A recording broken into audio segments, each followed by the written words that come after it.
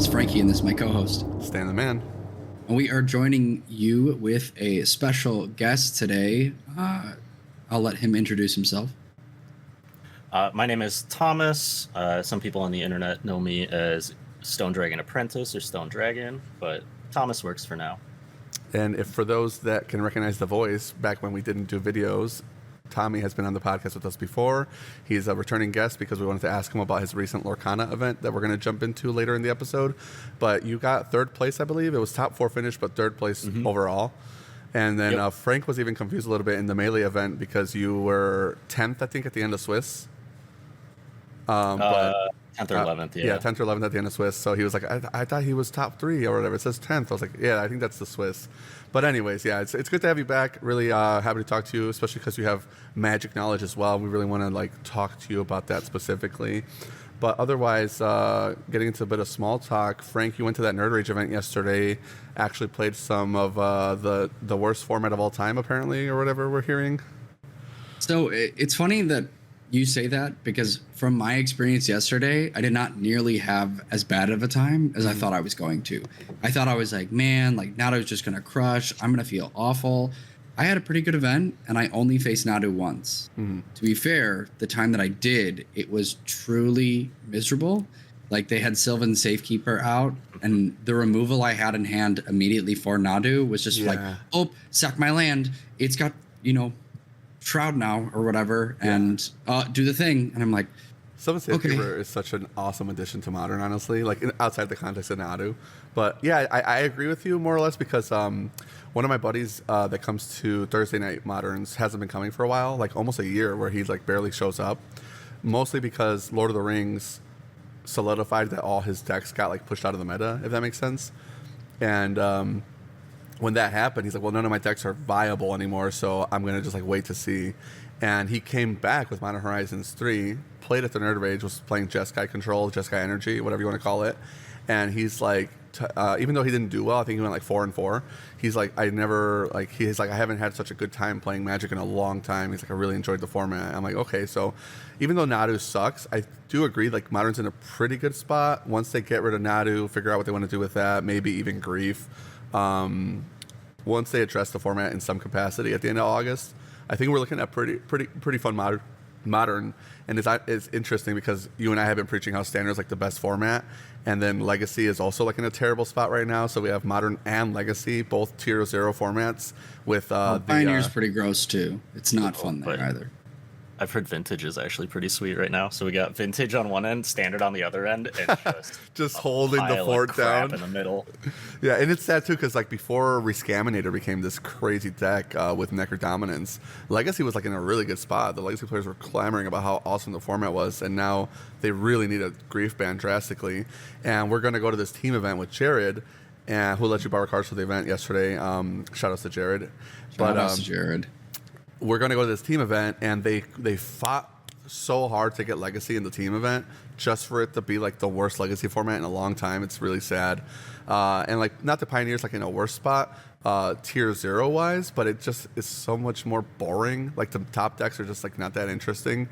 So even if it's not as broken in terms of meta share, it's just I'd almost rather play against Nadu than play Pioneer right now.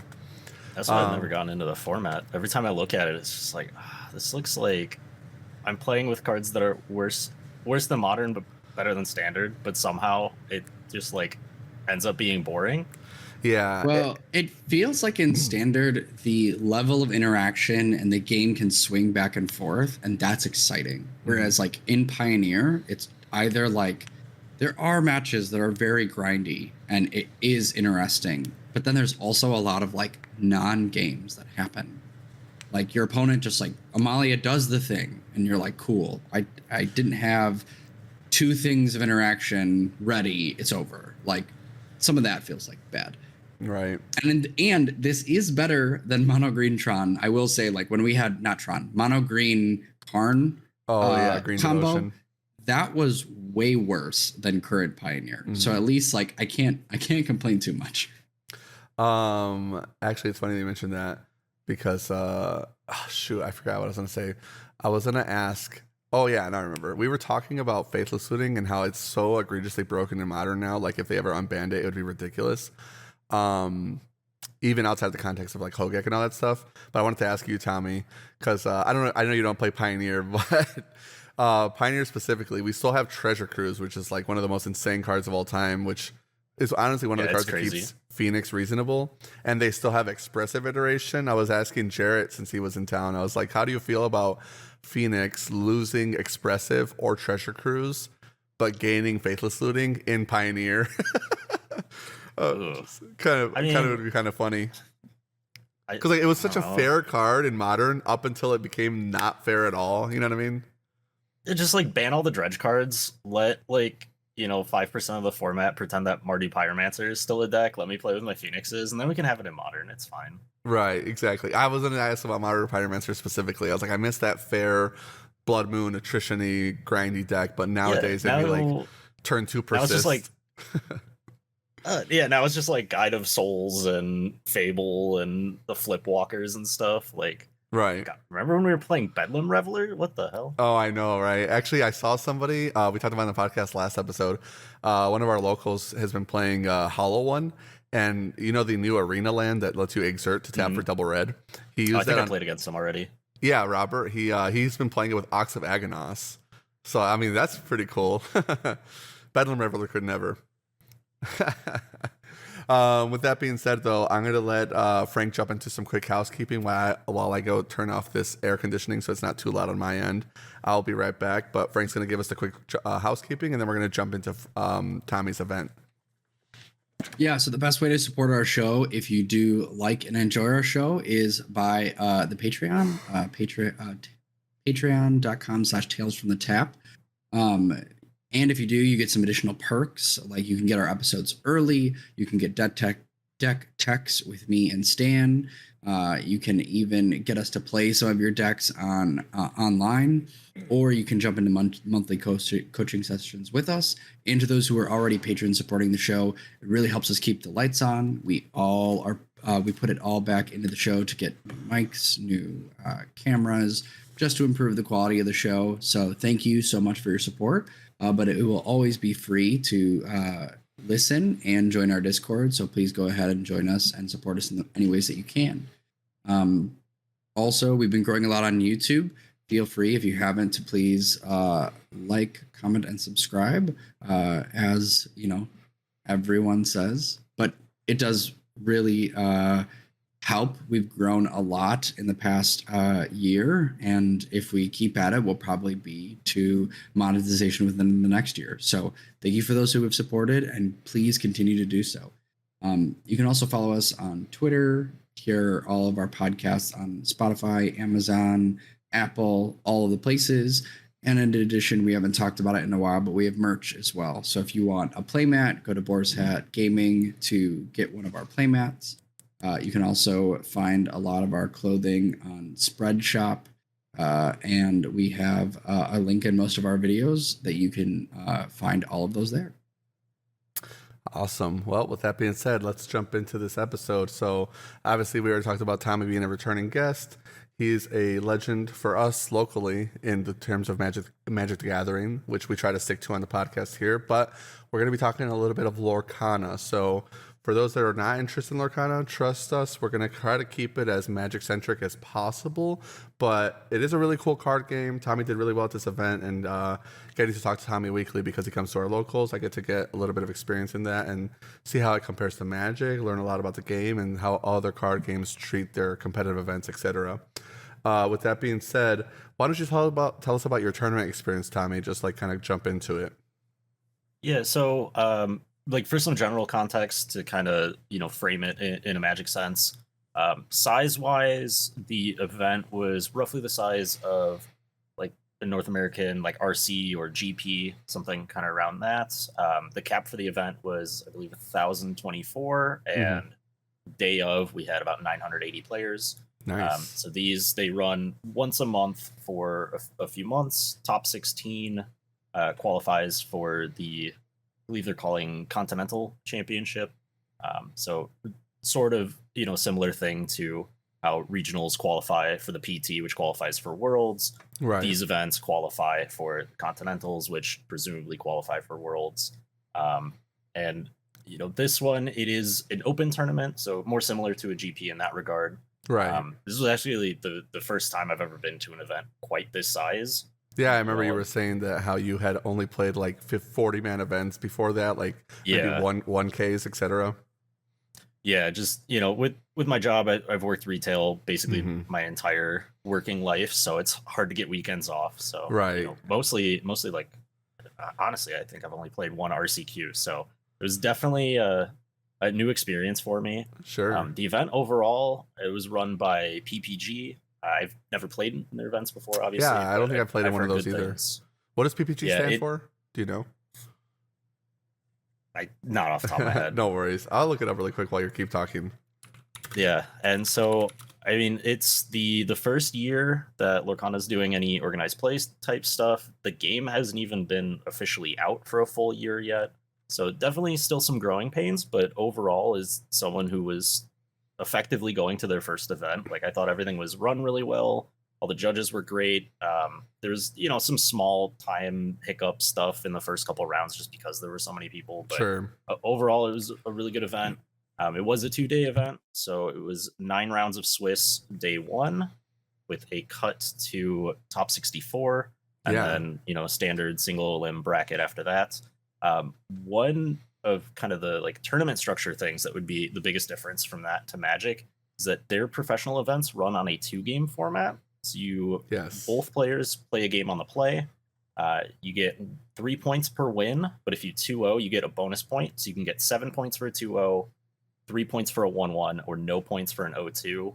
I think it's also like 45-minute rounds as opposed to Magic is usually like 50 or 55 for a best of 3.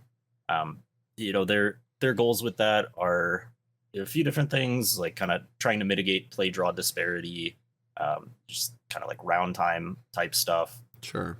I think they're still iterating on it because it felt like there was some stuff that could be improved. But that was also an interesting experience too, because I played like one small like 4-round event that used the format. This was my first time getting like a real good taste of it. Yeah, I definitely wanted to ask about that. I'm glad you covered it because best of 2, definitely when they first announced the format, I was like, this seems really dumb. I could understand them wanting to like set it up in a way that the tournament doesn't go overtime, and they're like, okay, well, it's always going to be really fast rounds because you're only playing 2 games. That point system is kind of interesting, I thought, where like the 2-0s give you 7 points, but the 1-1 split is like a 3-3 for each player.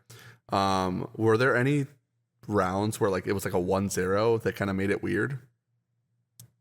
No, I don't remember what the exact rules are in a tournament setting. Not a lot of my matches were even close to going to time, but I believe it's similar to like Magic Sudden Death, where you get your extra turns, and then at the end of turns, I believe it's whoever is ahead. Oh, on lore point. I think so. That makes sense. Sudden death. Yeah. I didn't have it come up, so I don't remember exactly.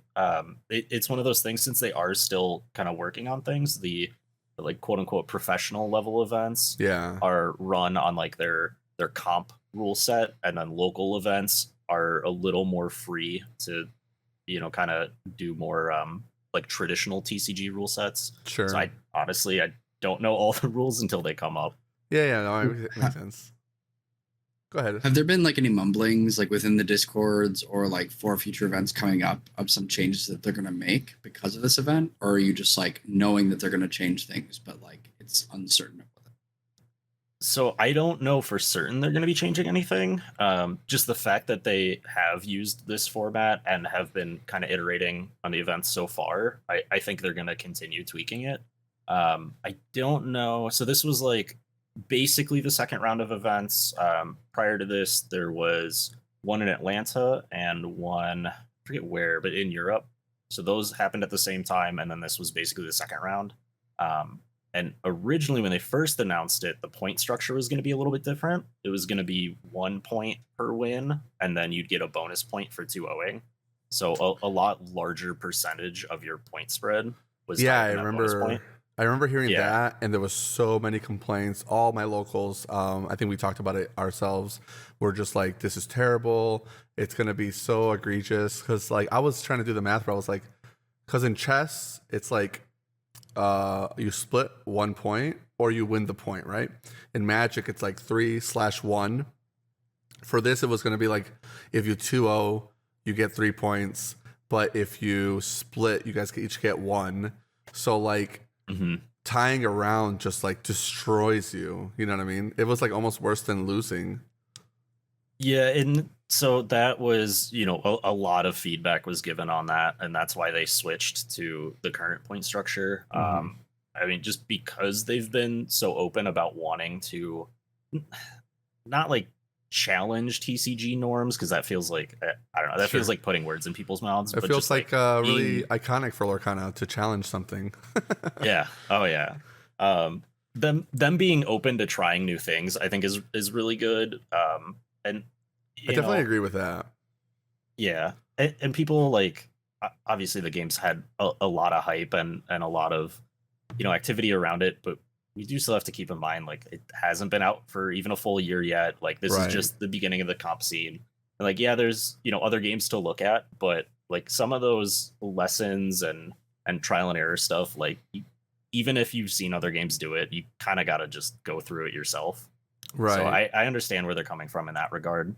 I am not, I don't have enough clout to be like in whatever private chats there are, but I know they are getting feedback, so we'll see where it goes, but I'm optimistic.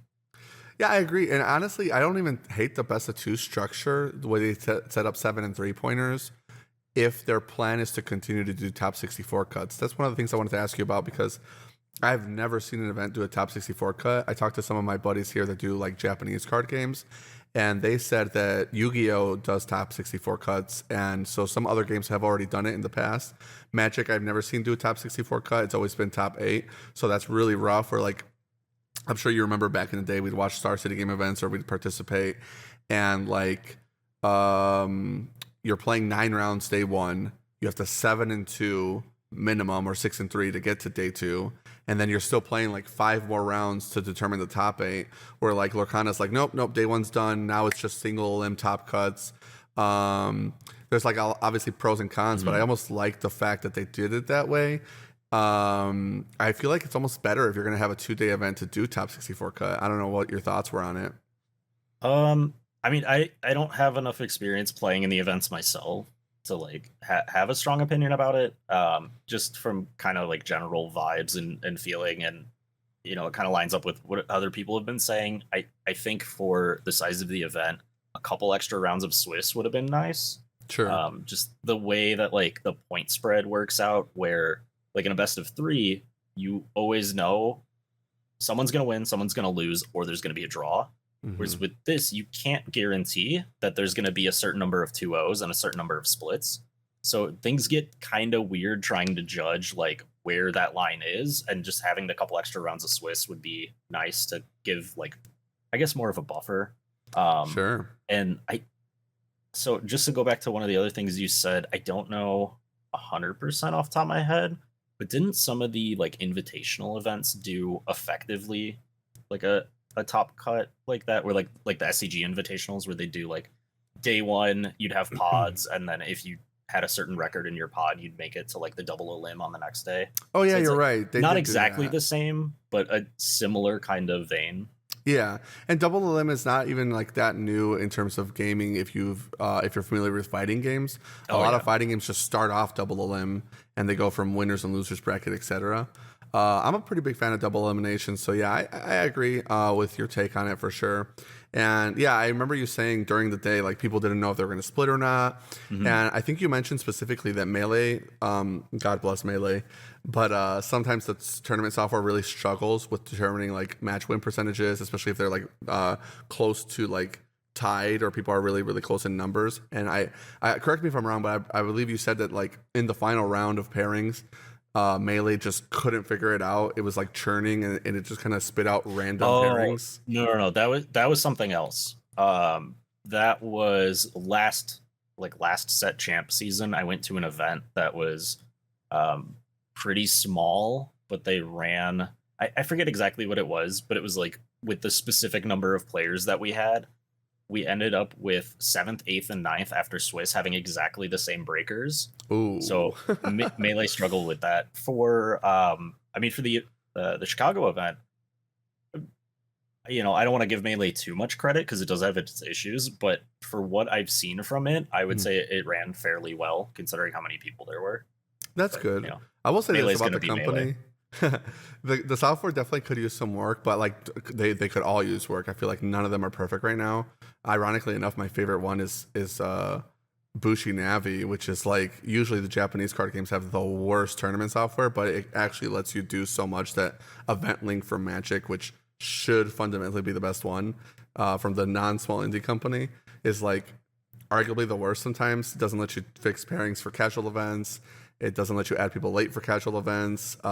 It's really slow. The app is always finicky. Trying to get new players to use the app is really finicky.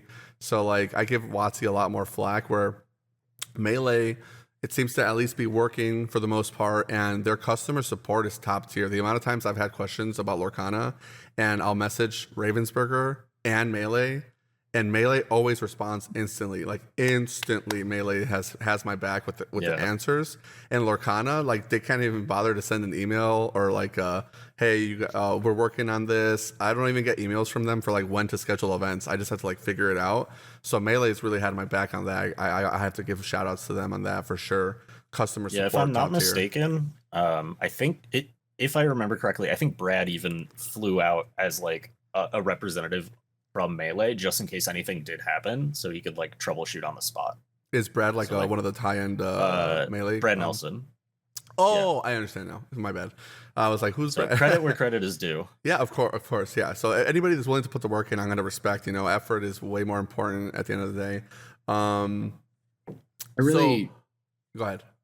I was just going to say, I really feel like off of, right, there's a lot of different things that you can change within tournaments, but I'm really liking and a little envious of the top 64 cut, just because I'm going over the energy like breakdown of like what I was just at. It wasn't as big as your event, but they had 220 people, and like 6 and 2s were from 10th through 22nd off of breakers, and 5 and 3s, which I was 5 and 3, was from like 33rd place all the way to 62. So it's like, all of us who like were off by a match are just like, sorry, because it's a top 8 cut, and that feels absolutely brutal. Yeah, and one thing I do have to give him credit for with that is so just like for more context, these events are not like direct cash prizing. It's like promo product, that sort of stuff. So for top 64 cut, you were guaranteed a like special edition Let It Go card. And one thing that was really cool that they did is they did the cut to 64, and then they looked at what point total 64th had, and then everybody else with a matching point total also got the day 2 promo. Ooh, so like you don't make the cut, but you at least still get something. Yeah, so I think for that event it went down to like 100th place or something. So that was pretty cool. That's actually really nice, especially because their point structure, first time doing it. We don't know if it's going to work out or not. Yeah. I remember the day of when you were winning, we were all like in group chats, like, how's Tommy doing? Somebody refresh Melee. What's going on? We were like all hyping it up, and we didn't want to like bother you because you were on the heater. You were trying to do the no hitter, like don't talk to me kind of thing, which I totally respect. If you're like trying to stay focused, don't look at the group chat. I get it. But we were like freaking out on our end. And when you look at the point totals, we're like, man, I don't know how this 7 3-point thing is going to work out. Can Tommy, you had already split. I thought you were playing. So I thought you were like losing rounds or whatever. But you ended up in 10th in Swiss. So that actually seems like it was really beneficial to you at the end, where, I mean, obviously there's 9 people ahead of you, but where I was. Just to confirm quick. I want to say it was like 10th or 11th. Yeah, I remember it was 10 or 11. I think Frank had just checked it out right now. I'm not 100% sure, but based on that, you're in the top like 15% of the players in terms of like, I believe pairings for seeding determined who get to choose who goes first. Yeah, for day 2, the higher seed got to choose. Yeah, so like the fact that you were such a high seed, I mean, like getting to go first all day in the context, especially of your deck being like Ruby Sapphire. I believe you were playing like Sisu on ice. Yeah, which for Magic context is pretty much Lorcana's version of Tron. Would be how I'd explain it. Yeah, I remember you saying that, and I was like such a big fan. Obviously, everybody that watches the podcast knows I love Tron. Our buddy Reed just top 8'd the Nerd Rage today or yesterday with Tron, top 8'd Legacy today, back to back. Shout out to Reed, but I'm a huge fan of Tron. So when you said your deck plays like Tron, very like the blue decks in Lorcana from the 6 colors they have, blue is like very rampy. So you're like ramping out all your lands effectively, which is your Inkwell, to get these huge guys that are like Karn the Great Creator level threat, or not. I should say Karn Liberated level threats, almost like your Ulamog, like your Sisu kind of plays like an old Ulamog. Yeah. Or was that Maleficent that kills a guy when it comes in? Yeah, Maleficent. Basically just a giant Shriek Maw. Yeah. And then Sisu is like similar to an Ugin, where you just like put this big threat into play, it cleans up a bunch of the board, and then they have to deal with the threat that's left over. Right. And I did just pull it up. I ended up 11th and 11th after the end of Swiss. Nice. So yeah, you were basically going first with the Tron deck, which is so important in these matchups. I have to assume, especially how it is for Magic, where you're going first. The fact that you can ramp it out, it's like you have that extra turn of leeway to like, well, he can't kill me yet. Let me get myself ramped up and set up, and now I'm going to Sisu you or whatever I have to do. You want to walk us through maybe like what a generic gameplay looks like for you, or a game plan where like you have a good hand and everything goes according to plan? Yeah. And one thing, I don't remember if I mentioned it, but just for clarity, day 2 of the event, because it was single limb, was back to best of 3. They just do the 2 game for Swiss. Yeah, I implied it, but I should have just said it. Like, I thank you for mentioning that. That's good to know. Yes. So just to kind of like give a brief overview of the game for those that aren't familiar, for people that know Magic, I'd say the best way to explain it is sort of like an in-between from Magic and Hearthstone, where you have like the residual damage on the characters. So instead of like attacking your opponent's life total, you're gaining your resource points to your character's quest to give you lore. So every character has 3 stats. They have their power, their toughness, and then how much they quest for, how many points they give you. All cards are either inkable or uninkable. So instead of having lands, you have cards that you can ink, which are effectively your lands. So once per turn, if you have an inkable card, you reveal it to your opponent, you put it face down, and then that's a land. And then your uninkable stuff, you're not able to do that. So there's some like deck building stuff, some balance stuff on that. And then you can't attack their characters unless their character is tapped. So if they use it to play another card or gain points or whatever. So there's sort of like the Hearthstone type of combat where instead of blocking, you're attacking their stuff. So it's a little more proactive in that sense. You can't just like, throw a chump blocker into play. But it does have, some qualities of Magic where you have like the mana and that kind of stuff. Like you're not just guaranteed to get it. It's easier because more of your deck counts as mana, but it's not like Hearthstone where you just automatically get 1 per turn and then you cap out. And then just general gameplay for the deck I was playing, still very similar to Tron. We can keep going with that analogy. So you have cantrips. There's a sleight of hand analog. There's a card. Your items are basically artifacts. There's one that comes into play and just draws a card. You have basically a rampant growth. So you just take the top card of your deck, put it into your ink, and then you have other ways of ramping and cheating on mana cards to then turn your artifacts into more cards. So it's similar to like what KCI would do, that kind of thing, or like your chromatic, like a chromatic effects. Star, yeah. And then your top end is going to be just your big beaters. Obviously, like the more expensive cards are going to have more stats. They're going to quest for more, or maybe they'll have some sort of like ETB effect. Maleficent that we referenced is a big old 7/5 that quests for 2. When it comes into play, you just get to target something and banish it, which is their version of killing. Yeah. And then it costs 9 mana because of that, which is still a lot. The game generally has a higher curve than Magic. Your mid-range decks in Magic, we use like Standard for an example. Like you might have mid-range decks that are trying to get to your like 5 and 6 mana threats to kind of end the game, and then they'll cap out there. You have some decks that are doing similar in Lorcana, but you also have decks that are inking up to, 8-9 mana cards. The deck that I play, because it ramps a lot in the mirrors or pseudo mirrors that go really long, you have spots where you're going up to like 16, 17, 18 ink. So it's a higher curve than Magic. You don't have any instants, so your interaction is, primarily on the creature combat. You do still have your removal spells and things like that, but it's less about like directly interacting with the cards. You can't build a deck that's just removal. Your creatures are going to act as removal. So it definitely plays differently than Magic, but some of the stuff does still transfer over. Like it's still a TCG, so your same lessons on like card advantage and use the beatdown, all of that kind of stuff. It's reskinned, but still applies. I would say the game reminds me a lot of Standard as opposed to like the other formats. Part of that is just because the game's only format right now is basically Standard. There's not a super deep card pool yet, but you get a lot of the stuff that comes down to like your sequencing. So knowing what hand you're mulliganing for, and they played this sequence of characters, so this is what my response should be. That's one thing I should mention. The mulligan is different in Magic. Our current mulligan, you get to look at a bunch of hands and go down until we find something. Lorcana, you still draw 7, but then it's a partial Paris. So you choose how many cards you want to put back. You put those on the bottom of your deck, draw back up that many, and then that's your mulligan.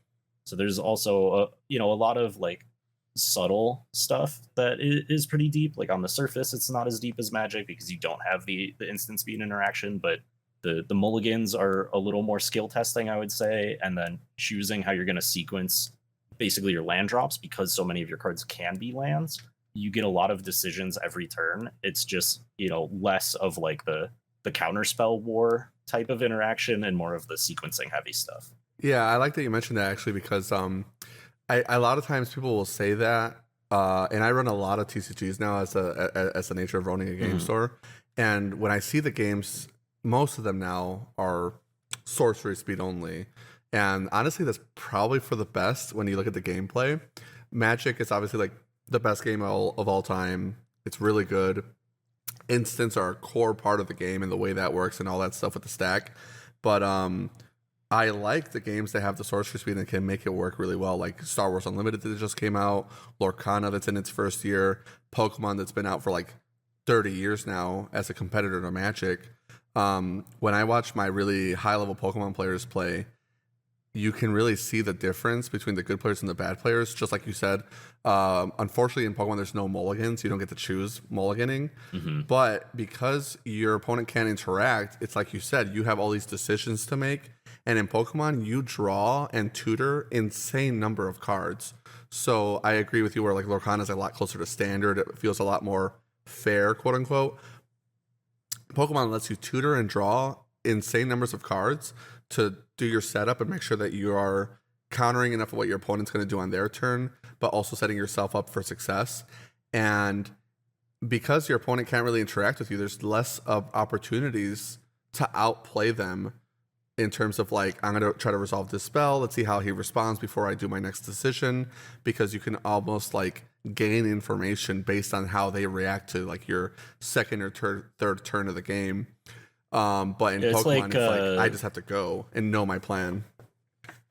That reminds me a lot of like playing Up the Beanstalk mirrors, where you're like, okay, both of us have a beanstalk. We both have pitch elementals. Like, we're gonna draw most of our deck. So instead of like trying to fight one for one on cards, you're then trying to look at how your whole deck lines up. Right. Which Lorcana definitely you get some of that. It's still sort of in the middle there. I would say a good way to describe it is like I won't argue. Magic is definitely still a way more complicated game, but I think Lorcana has a lot more like nuance and subtlety than people would realize at first glance. Completely agree. Just because it is like I would say there's a lot more decisions than Magic. A lot of them are going to be like what people would consider micro decisions, but they are still decisions that you either have to actively make, or like put in the work to build the heuristics for. Right, and as the game gets more complicated with more cards, which as the nature of all games, eventually it will happen.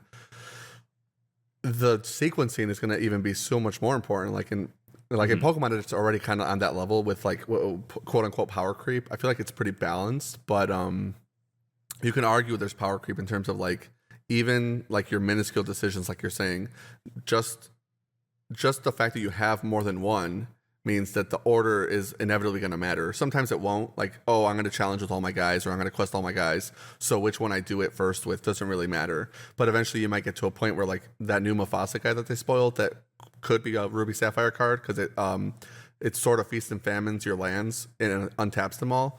Now you have to decide when you're going to challenge or quest with that guy, or whether or not you even want to cast him, because I think you have to like bounce 2 lands back to your hand when you summon him and stuff like that.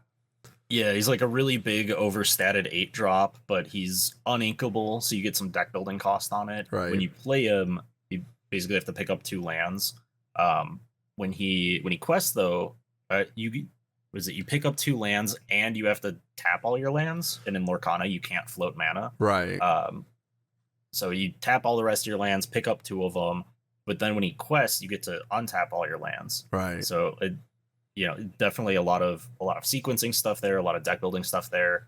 And while we're on the topic of deck building, one of the other quirks of the game is that there's no sideboarding. A lot of these events, you're playing multiple games in a match, whether it's the 2-game format or best of 3, but it's no sideboards. So all your tech cards, all like your sideboard bullets that you normally play, that's stuff that's going to be deck building considerations, because you have to use main deck slots on it. If the cards are uninkable on top of it, then you're similar to Magic, you're basically trying to balance your land count. Similar to like the older formats have this more than like Standard or Pioneer, but like where you have those utility lands that you aren't really using for mana, and then you're balancing, well, this wasteland doesn't cast anything in my deck that's all like 1 and 2 drops that are double pipped. So right. Am I counting this as a spell? Am I counting it as a land? Like you have a lot of that stuff to play around like with the too. Boseiju almost. That makes sense. I was gonna ask just to walk us through it a little bit, because I like the fact that they have like the inkable uninkable thing. In Star Wars Unlimited, there is no such thing. All your cards can be mana. So they have like similar mana bases in that regard, or ink resources, whatever you want to call them. The fact that you have cards that can't be inked, I think it's really interesting, because you have that niche for deck building, like you said. And I didn't even know there was no sideboards. That's kind of a huge deal. But what kind of like mana bases do you then kind of tend to see? Because in my head, I kind of think of the lands in Lorcana, or the inkables, as modal face double cards or whatever. Double face modal. I always butcher that, but you know what I'm talking about, like the MDFCs. MDFCs. You know what you mean. The flip lands that they would use for oops all spells, etc. That's like the closest comparison for Magic I can think of. Especially the ones that come in untapped. But so like what kind of like the breakdown is? It like 40%, or like, cause like I think in Magic it's like generic standard decks 40% is the average for mana to spells. Yeah, so that's one of the things that's really interesting, because the game is so, still new, relatively speaking. There's a couple schools of thought on that. Most decks, for the most part, you're going to be playing around like 16 uninkables is kind of the cap. But then you get into the thing where it's like, oh, well, this deck has a lot of cantrips, or this deck has a lot of ramp. So like how much can I count that for? It's like the old thing of like, well, I'm playing 4 Serum Visions or 4 Preordain or whatever. Like, can I count that as half of a land? Yeah. How does that factor in? Or I assume like cards like then- Fishbone Quill can like they act like mana rocks almost. It's like, well, do I count my Mind Stone as like half a land or something? Yeah, and then you get into things where it's like, okay, well, so for reference, Fishbone Quill lets you activate it to ink one of your cards, basically. So whether it's inkable or not, you get to play it as an extra land. But you're also, sacrificing cards in hand to do that. You have to play the card out. So that's a card that you can't play as basically a land drop. So that lets you like cheat on the numbers a little bit. Sure. And then you also get into things where it's like, well, if I'm ramping at a certain point, obviously, like I don't want to just ink all the cards in my hand. So where does my curve top out? Like, does this rampant growth get to count as like fudging the numbers a little bit, because it's going to get me to the top of the curve sooner? Some of the aggro decks, you can be a little more aggressive about it, because then you get into, sort of things where it's like, well, this deck basically your only good 2-drop is your rampant growth. So then you're going to be mulliganing very aggressively for it. And if you're mulliganing very aggressively, does that, affect like basically your mana ratio? Can you get away with playing as many if you're going to be just kind of hoping to draw the right spread? On the other hand, actually Zan Syed, big Magic name for those that are familiar with like the SCG scene and stuff. I want to say 1 or 2 sets ago at this point now, he had a take on what was a pretty popular aggro deck that had like a few different people working on it. Brendan DeCandio is another name that people might recognize that has been big in Lorcana. There was a few different ways to build the deck, but sort of like a consensus on the core. And then Zan was like, well, this is a low to the ground aggro deck. That deck gets to play basically Wheel of Fortune, but sometimes you get to cast it for free. So he was like, well, what if I just push, this mana ratio to the extreme? And, for balance reasons, generally the strongest cards are going to be uninkable. And that's, one of the levers they have for balancing. He's like, well, what if I just, push it to the extreme, play like just enough mana to make the deck work? It only wants to, cap out at like 4 or 5 anyway. And then in mulliganing, instead of mulliganing for specific cards, do it similar to like a Magic mulligan, where you're like, okay, I got lands and spells, I'm keeping this. So when you're mulliganing, you're like, all right, I'm going to keep anything I can turn into ink, and then anything that's uninkable, regardless of the card, I'll throw it back. Sure. And just like trust that I can draw the good cards, because you're getting to put more good cards in your deck. Yeah. Plus you have the whole new world, I believe it's called, the Wheel of Fortune, like you said. So like if you hit it, you're drawing 7. Mm-hmm. That's pretty cool. So there's a lot of layers to that, and that's one of the things. Like the deck building side of like the inkable thing, I think is going to be one of the coolest things to watch evolve over the next few years. Because just like like Magic and TCG theory in general, like it's come a really long way, and it'll be really interesting to go back in like 5 years and look at these decks and see if there's anything where we're just looking at it and we're like, why weren't we playing 20 Black Lotuses? Right. These decks are built so terribly. So that's actually a good transition into the thing I wanted to talk about next, is that I saw a tweet from you like just after the event where you said, if I had to go back in time, I would have changed my deck and played something different. And I thought that was so interesting because you were so successful in the deck that you played. So tell me about that. I'd have to go like look at my tweet again to try to remember exactly what I was thinking. You said Puppy Storm. Oh, I could see like Dalmatian Puppy, Alma. Is that a meme? Frank, I'm sorry. Was it a meme? Deck. That's the treasure hunt deck. I couldn't tell because I don't know anything about Lorcana. I've seen Kristen play it at the shop, and the deck looks so cool. It's treasure hunt. Basically, yeah. So I don't know the deck. The Hunter one Dalmatian. I was like, oh, he had to change. He wanted to do something different. You saw 52 of the same card, and you didn't catch on that something was up. I literally only looked at like the picture. I didn't even open the deck. I just saw the picture with the. I think the 101 Dalmatians are like Shadowborn Apostles. Yep. Yeah, so you can play up to 99 copies of them because the mom and dad aren't the puppies. So the puppies you can play 99, and then there's another card that you can tap it, reveal the top card of your deck. You name. So in Lorcana, cards have like the character name, but then they have like their little like tagline name, whatever you want to call it. Yeah. So you'll have a bunch of different Minnie Mouse cards, and they're differentiated by, their next thing. So yeah, like Mickey Mouse Detective is one card, and then Mickey Mouse, the mousest of all. Like I just made that up, but I think that'd be sweet. Like the Musketeer or whatever. I could have believed that was. I would have believed that was real. So there's a card that says like name a card, tap it, and then flip the top card of your deck.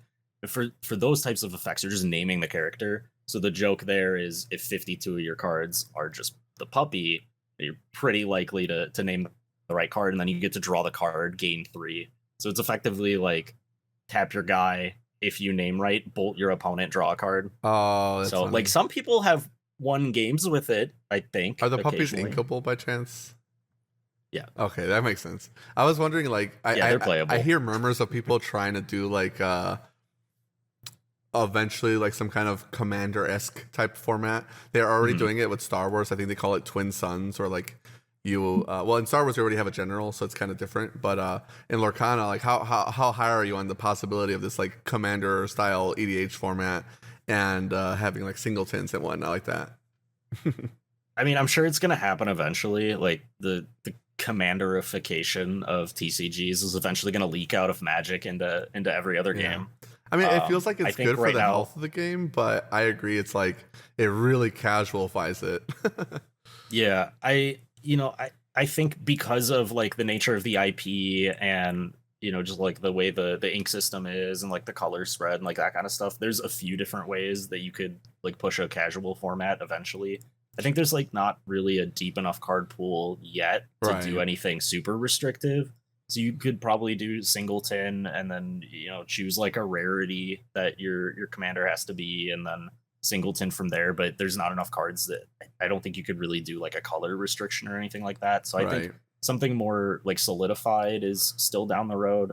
They do have, as far as like non-competitive stuff, they already have a product out that's basically like a PvE type thing. Oh, yeah, I think Magic remember. has done a couple of these before. I don't remember what they were called at all. They did them But, for like, like there was, special events. I remember doing like the Hydra during Theros. Yeah, there's like the Theros one. So there's a similar thing where you and I think it's up to 2 people, but you can do it solo, something like that. You're playing against Ursula, and Ursula has a deck that's basically automated. And then It's you like it's fight like arch against- enemy almost. Yeah. So there's already that as like a non-competitive way to play.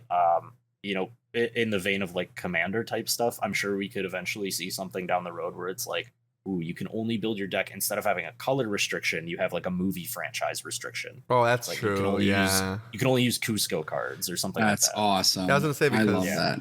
The hardest part with Lorcana, because like Star Wars Unlimited has like a really similar gameplay to Lorcana. I keep comparing them because they are so similar, but both games are really, really good in my opinion. As far as like new games go, new games, they are really killing it. Both games I think are going to be really successful. Star Wars already makes you play a general and a base. So I think their Twin Suns lets you play a second general, but Lorcana doesn't really have like a legendary creature equivalent like Magic does, where Star Wars kind of already has like, well, you have a leader unit, and now Lorcana kind of has to figure out what they want to choose for like legendary creature replacement or whatever. Yeah, I mean, you could do like based on like card rarity Yeah. or like it's got to be like a main character from Yeah. a movie or something like that. But yeah, I think it's one of those things where we just like are gonna have to wait for more cards just so that like you can have Right. restrictions. Because right now, I think any restriction you put in to like make it playable would have to be so like specific and weird that it's probably just not worth doing right now. Totally agree. Makes There sense. are, as far as like other ways to play casually, a lot of the cards are already templated where they work for multiplayer. True. It's not something I've tried yet, so I don't know how well it plays out, but like I've heard people have fun with it. Yeah, I've seen people do it at the store. Sort of works. Oh, the draft format. I feel like the draft format's kind of rough. With the fact that you need 4 packs for me has been a hard selling point. Yeah, I think just like by the nature of like how much of your deck generally needs to be ink, you definitely have to open more packs, and also they're 12 card packs, so to even That's hit true. 40 you have to have 4. Oh, man. yeah, that's a big so- difference. Because we Yeah. felt that in Magic with us moving to play boosters. Like, there's effectively one less card in draft Mhm. than there was before.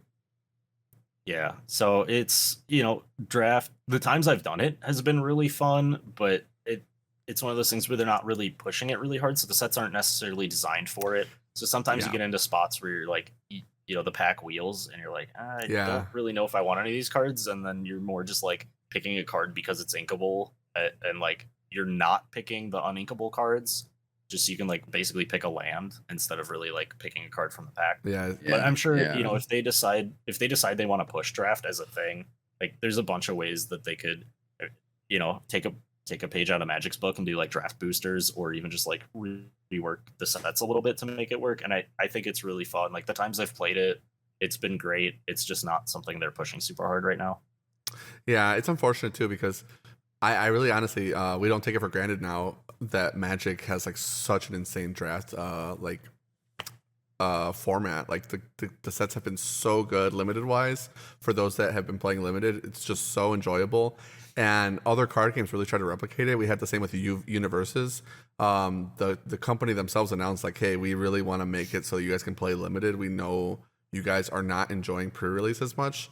So they reworked the whole packs, changed it so that every pack is guaranteed to have their version of a leader, because you need a character to have as like your representative in that game. And so they were like, every pack's going to guarantee have one, because before that they were handing us these promo packs that were like 5 or 6 of every leader, so I could hand them out to people that could choose their own commander effectively for pre-release.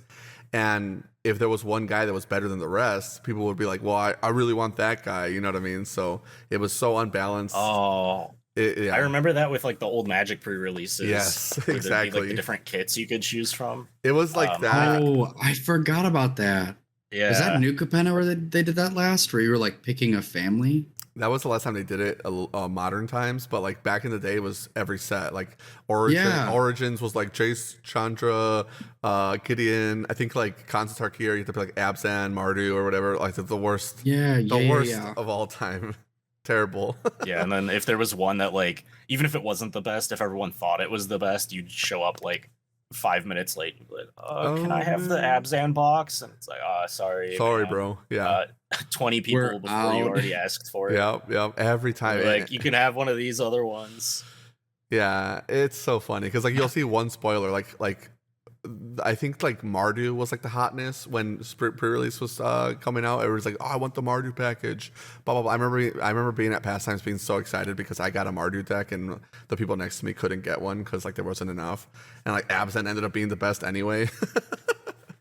Yeah, I get to make you feel a little old and say that was like slightly before my Magic playing time, so I didn't actually go to that pre-release. Yeah, you started like Origins or after, right? I think technically I started like right after Dragons, I want to say. Okay, sure. Yeah. Still like that era though, but yeah. I remember when you started coming to the shop, we were all going to Joe's shop at the time before I was a store owner, etc. Some good old days. Oh man. With that being said though, I think we pretty much covered all the questions we had for the Lorcana event, right? Is there anything that you wanted to touch on before we move to the next subject? Yeah, the only thing I had left was like, you had this big event, you had this like amazing success, and what do you kind of feels like next for you? Like, what are your eyes on now?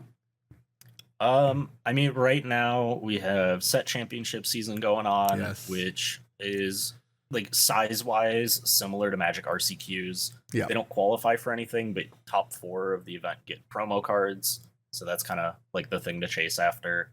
Especially because Lorcana promos are money right now. I mean, that might eventually stagnate, but currently they are money. Like the Rockstar Stitches were like what, $300 or $400, and then they became unplayable, and they were still super expensive. The current one, I think, is Ursula, is Deep Sea Queen, and those are like $300. Those have dropped a little bit, mostly just because like at least Stitch was playable at some point. Yeah, this Ursula card has like never been playable, and also Stitch. So as they enter the market, they're going to start dropping a bit. But it's still like cool that you can like get top 4 and get like $100 promo even.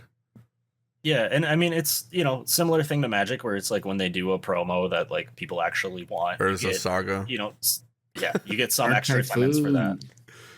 Speaking of which, like if you guys get some of those sagas, I'm probably going to be looking for 4. For sure. And then past that, just kind of trying to find people to practice with, honestly, because the third-party online client no longer exists. Yeah, I was going to ask you about that, actually. I totally forgot. Pixelborn died. So, like... Yeah, so playing online now is, like, just webcam games. The guy behind Pixelborn, Pavel, he's amazing. He basically, like, rose it from the ashes to now turn it into, like, a matchmaking thing for webcam games. But it's still, like... there's still like the extra logistics behind it, so it's harder. Did he ever do that big announcement? Because I remember when Pixelborn died, he was like, "I'm going to start a Discord for just the webcam stuff," and then they kind of put a nip on that and again. And he's like, "Well, I have a big announcement." And I think he like maybe partnered with them on something. No, he just like changed it up a little bit to get rid of like the stuff that they would have issues with. Oh, okay. So now it's like up and running again. Like it actually I think just launched officially again a couple days ago, and he's doing for anybody that does play, he's doing like a special sort of like season 0 thing for the next like 2 or 3 weeks, and you can win some swag if you do well on the ladder. I will say this. That's go ahead. I was gonna say that's just like one of the hardest things to kind of figure out now. Is it's sort of like back in the day with with Magic, when there wasn't a lot of information around, it's like, you would have to go to these events and like see someone crush with a deck to learn about it, unless you happen to be in the know or like you had people to test with. And now it's like, okay, well, we have our weekly, basically FNMs to go to. Yeah. We have these set champs like every 3 months. And then when the challenge does come around, we get to, see the results from that. But like some of these, the way the like set legalities line up, some of these events are, we've had it in the past with Magic where it's like there's a standard format that rotates out in 2 weeks. So all these results from Worlds aren't going to, mean anything. Yeah. So it's like there's just not a lot of information and it's hard to test. It is unfortunate because you have to network super hard now, and some of the casual or like medium competitive players are going to be really disenfranchised almost, where they have to find the guys to latch onto, because like you and whoever you are testing with are maybe the frontliners, but now you lost access to like an avenue of information. So like one of your partners, speaking of inkable and uninkable cards, you had that podcast going with Evan Osman, the Uninkables, and for anybody that wants to check out more Lorcana content, definitely follow them on Twitter. The game is honestly really sweet if you want to try it out, but it's crazy that you now like just lose that access all and like entirely. Like Evan was only playing online, so now he has to try to find a way to get to these tournaments, and even then like you got to partner up with some of the other guys. It's almost like the Pro Tour. When we had Adam Weiss on the podcast, he's talking about how, like, he was really feeling happy and blessed that a team picked him up, because now you have these guys that are the highest level to practice with and get all the information. Like, this is what we're hearing at the top level, and if you don't have that access, you're just like on the outside looking in, hoping that any of that trickles down to you. Really, really unfortunate. Yeah, and that's like, I mean, obviously, there is some like monetary stuff from doing as well as I did. Like, I got the promotional stuff. I get an invite to the Continental Championship. Do you have it on you? What? Your golden Mickey? You want to show it off if you have it? Or is it in a box? It's like, it's in a case. No worries, no worries. You want to say the number for us? Because because for a while Tommy had this bit going where he wasn't going to show the number. Everybody's on Twitter's like, what number is it? He's like, I don't know, I haven't looked at it. I thought it was hilarious. Yeah, so they are serialized, like full gold foil Mickey Mouse cards. Yeah. Out of 500, and I opened number 13. So cool. That was really sick. Dude, the fact that you got 13 is insane to me, because I feel like that number is really popular. Like that whole like unlucky or lucky number 13, Friday the 13th. It's my lucky number. It's your lucky. There you go, dude. That's crazy. Yeah. And I remember you saying that you thought that they were intentionally holding back 1 through 8 for whenever their World Championships is going to be, because they're not doing a Worlds this year, is my understanding. So next year we'll have a World Championship for Lorcana, I assume. So we don't know the timeline yet, because this year is only the challenges, which is the event I played in. Next year is the Continental Championships. Right. But all we know is that they're going to be next year, so we don't know when. If they're earlier in the year, then I could see Worlds being next year. Yeah. If they're later in the year, Worlds might be another year out. Because this is, the very first round of organized play stuff. Right. They're still figuring it out. Still figuring stuff out, still like getting timelines worked out. So we don't even really know what the full like OP rotation is going to be. But it is true though that these are the only ways to get the golden Mickeys, is to top 4 these big events. So it depends on the player cap, because right now there's 2 different size events. So for the first round, in the US, it was in Atlanta. The venue was a bit bigger. They were able to get some increased capacity, so it was a 2,000 player event. Nice. That was top 8. Chicago, a little bit smaller venue, so that was capped at about 1,000 players, so that was top 4. Okay. But it's still, same percentage of the field, still really hard to do. Yeah, and also it's like a short amount of people to pay out to, because they have 500 of these presumably already. I mean, I assume they're already made in batch, so they already have them in the spot. So I think I agree with your take, where like, if they did World Championships next year at some point, I mean, maybe like in the summer or towards like Q3, depending on when the nationals or internationals or whatever they want to call them, continentals line up, they pay out the top 8 as the rank that they get in the tournament would be really cool. So that I know for a fact is not correct. I was Really? wrong on Oh, that's so unfortunate. someone actually in the European event that just happened, someone opened number 8. Really? So Oh, yeah, that's so heartbreaking. But at least there are true random. My theory could still work through top 4. True. But, yeah. Or maybe Yeah, like first true. place gets number 1 and that's it. But yeah. Oh, that'd be so cool. I feel like you have to just like, that's such a good narrative. No, I agree. I thought you had such a good idea when you said it was like top 8 gets their rank. But yeah, I guess it is what it is now. But damn, I'm not honestly disheartened to hear that. Hopefully they do top 4 like you said. And I will say this about Pixelborn, even though it is dead now, hopefully they are incentivized to see that people are willing to play the game online and figure out how that works, and they don't do a terrible parasitic model like Arena whenever they do decide to launch it. But Universus, another game I host here that we were pretty big on, the national champion from last year actually is one of our locals. So we have a really, really big crowd for Universus and top-notch players. They were just at an event this weekend. They already do webcam events consistently since like COVID, because the game came out like right when COVID started, and they've been doing webcam events nonstop. There's actually like one of the bigger stores runs a webcam event every week, and it gets hundreds of players to play in it. And they have rules already because they're so used to running these webcam events where like if you lag out, sorry, that's a game loss. You have to have good internet. It's just like a barrier to entry, but like at the same time, it's like having the cards is already a barrier to entry, so there's already financial disparity if you don't have a good ISP. I mean, it's just like in paper, like you have to get yourself to the tournament. There's right. And it's we want things to be as inclusive as possible, but like there is just gotta be some sort of like, no matter what it is, there's always going to be some sort of hurdle. I agree. There's always a line in the sand, and it is unfortunate because like some guys that are really good have like where they live is like the worst ISP of all time. So like they just can't, like, sorry guys, I'd play, but my internet's gonna crap out no matter what, even if I have like 200 down or something. But yeah, so like they already kind of have the rules, and they have like judges that are consistently like hopping in the channels, making sure everything's going smooth. I'm like, the fact that they got it to that level in Universus, it kind of gives me hope. So like, you said the guy for Pixelborn is a really good dude. I agree. Everything I've seen about him, he seems like a really, really good dude that cares about the community. I think these webcam events, I think, will do well, at least holding the fort for now.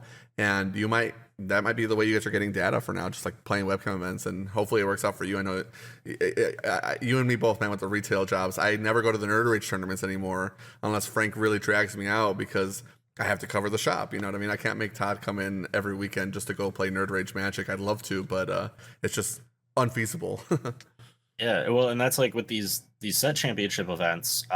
So the way they're doing them right now is they basically pick what month it is during the set, and then shops can run the event anytime during that month on the weekend. So it's got to be either Saturday or Sunday. Right. It could be throughout the weekend.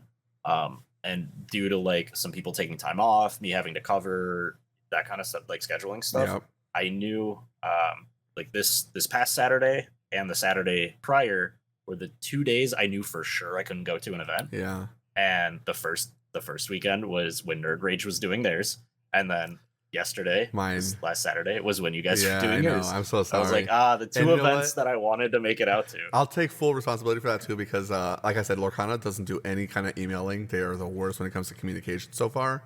So both set championships that just happened, me and Todd, because we're running so many games, we forgot that if you're in the OP program, they just automatically give you a set championship. We're over here refreshing, looking for our email. Like, where's our email confirmation? Did we get it? Like, are we in? And then Melee, God bless them, they respond right away. Like, you guys are already in. You're good. No worries. You didn't get an email? We're like, no, we didn't get an email. So like every store scheduled their store championship, and we're like, refresh, what's going on? So because I had to pick my date so late, I had to dodge other stores. But if you guys let me know ahead of time, I mean, I know you're already super active in the Discord. When I see you guys talking about store championships, I will just pick a day right away. You guys let me know what day works for you guys, because we only had like 2 or 3 locals at our store championships. The rest were just random people that were just coming to grind. Thankfully, a local took it home, and we had our top 4 cut was half locals. So that was really cool. And our judge, Robert, who you know, got first place. So that was awesome. Actually, speaking of which, half of our meta was this green, I think it's green steel, emerald steel, Bucky discard is what they call it. So Bucky, obviously an insane card. I don't actually remember the wording on it, but it's a 2-drop that you can like shift, and when you shift, you make them discard a card or something like that. So So Bucky is a 2-drop 1/1 with Lorcana's version of Hexproof, which is Ward. Okay. It works exactly the same as Hexproof. Yeah. And he says whenever you play a Floodborn character, your opponent discards a card. Oh, any Floodborn. And, wow. Yeah, and in Lorcana, there's like creature type sort of things where you have like heroes and allies and villain and like that kind of stuff. But then there's also like 3 sort of main tags. There's Dreamborn, Floodborn, and Storyborn. And there's like some differences like lore wise between them. But all of the cards with shift, which mechanically is kind of similar to mutate, you have an alternate cost that you can play the card for. If you have another character with the same name, you basically mutate it on top. It just like takes over that character, but you get to pay less for it.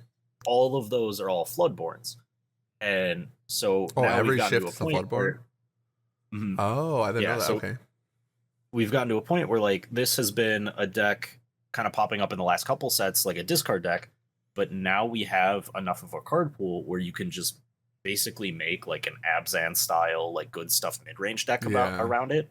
So now you just have this 2-drop with Hexproof that whenever you play any of your good cards, they have to discard a card. Yeah. And there's like some other like cards and interactions and stuff that make that deck really strong. Well, I saw one card that was interesting. It was like a peak for 1 mana. Summon a 1-drop. Yeah, that card's unplayable. Oh, really? Unfortunately. Oh, I saw somebody that was like top cuts with it. He was crushing, but maybe it was just like a soft field. So the 1-drop is not very good to look at their hand. Oh, wait. The character that does that, or like the actual? The character. It was like a character. I come in, I peek. Yeah. Yeah, so that card's great. If Todd there's a put it card on the that's screen, just like straight the up actual peak. card peak from Magic, it literally. Also, there's an actual card that's peak, but then there's the creature. Yeah, he playing the. Yeah, he so was the playing creature the is Diablo. Oh yeah, the 1-drop Diablo, and then there's the 3-drop Diablo that's also kind of correct. Man, the game is really cool. I love keeping up with it, honestly, from like the outside perspective, because I don't really get to play. But seeing this deck list, I think there was also like a 2 or 3 mana Ursula that was like a Brain Maggot, or I guess Deep Cavern Bat, if I'm not mistaken. Yeah, so it's a 2-drop. When you play it, you get to look at their hand and take a song out of their hand. Oh, it has to be a song. Yeah. Okay, so it's like songs weaker. Are you have like a generic class of actions, which are basically your instants and sorceries. So you have all of those are actions, but then some of the actions are songs. And with songs, whatever their cost is, if you have a character in play with equal or greater cost, you can tap them to play the song for free. Right. So sort of like a spin on Convoke almost. Yeah, that's how you were talking about earlier with A Whole New World, where San Syed was cheating A Whole New World because it's a song, and so you can for free cast Wheel of Fortune, which is insane. Yeah. And so you have like all this discard stuff, and then the Diablo, the little one like looks at their hand, but the big scary one is a 3-drop that when he's tapped, anytime your opponent draws a card, you get to draw a card. Right, yeah. And he has a shift cost of just discarding an action, which notably does not have an ink cost associated. So you can, with the nut draw, you play your 1-drop Diablo, look at their hand, see if the coast is clear, like, if they have like a soft enough hand that you want to play into their removal anyway. So you play that on turn 1. Turn 2, you play your Bucky. He's hexproof. There's nothing that's going to kill him effectively on turn 2. And then you just immediately shift your Diablo onto your other Diablo. Yeah. And because all of the shift cards are Floodborn, you have immediately played a 3-drop on turn 2, following up your 2-drop. That then makes them a discard a card. And because the original Diablo is not summoning sick anymore, you get to quest right away with the new one, which taps him. And then you pass to your opponent, they draw a card, and you immediately recoup 1 card on that. So even if they end up killing something, like you redrew a card, made them discard a card. So even if they kill it, like you get rid of both characters because it's shifted on top, but you're like already card neutral. That's so crazy. Yeah, I was watching one of our locals, Anthony, play the deck. It's very strong. And every turn, his opponent's like goes to draw stuff. He's like, "You drew a card, I draw a card." I'm like, "What's going on?" I'm like trying to read all the cards. Like, what's going on here? He has a Consecrated Sphinx. Like, what the heck? And it's like you also have this really powerful discard engine. So then it like puts you in a squeeze where you're like, well, if they have to discard half of their draws, like I want to draw a bunch of cards. But if they have the Diablo to punish, then all my card draw is just drawing them card draw. Yeah. And it's, power level wise, it is right now there's like a 4-deck tier 1. Right. It is like first or second best deck, depending on like the specific meta, and it is deeply unfun to play with and against, to the point where they decided that Bucky needed to be nerfed so hard. I was gonna just ask about might this. not even be casually playable anymore. So, okay, I guess since you brought it up, this is why I wanted to bring it up, because half my meta was the Emerald Steel deck, and 3 of the top 4 players were playing it, and it ended up winning. The only guy that wasn't playing it was playing the, he said it was called SS, and I was like, I'm not calling it that, buddy, but it's Sapphire Steel, Cogsworth and Friends is what Robert told me the deck name was, and Blue Steel. Yeah, so Blue Steel, Sapphire Steel, what do you want to call it? I like Blue Steel just because of the Magic reference, but the deck is supposed to be anti-Bucky, is what he was saying. And I guess that's why he was so easily got into top 4, because like everybody was playing Emerald Steel. But then he lost right away.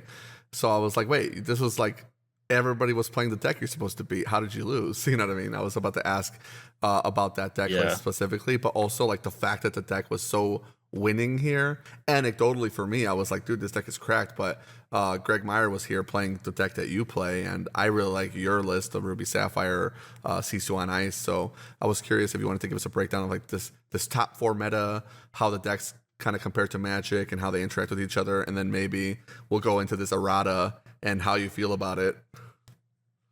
Yeah, so the green steel deck, like I alluded to, is like a pretty much good stuff mid-range deck. Play pattern wise feels real similar to like old school Jund or Abzan. Yeah.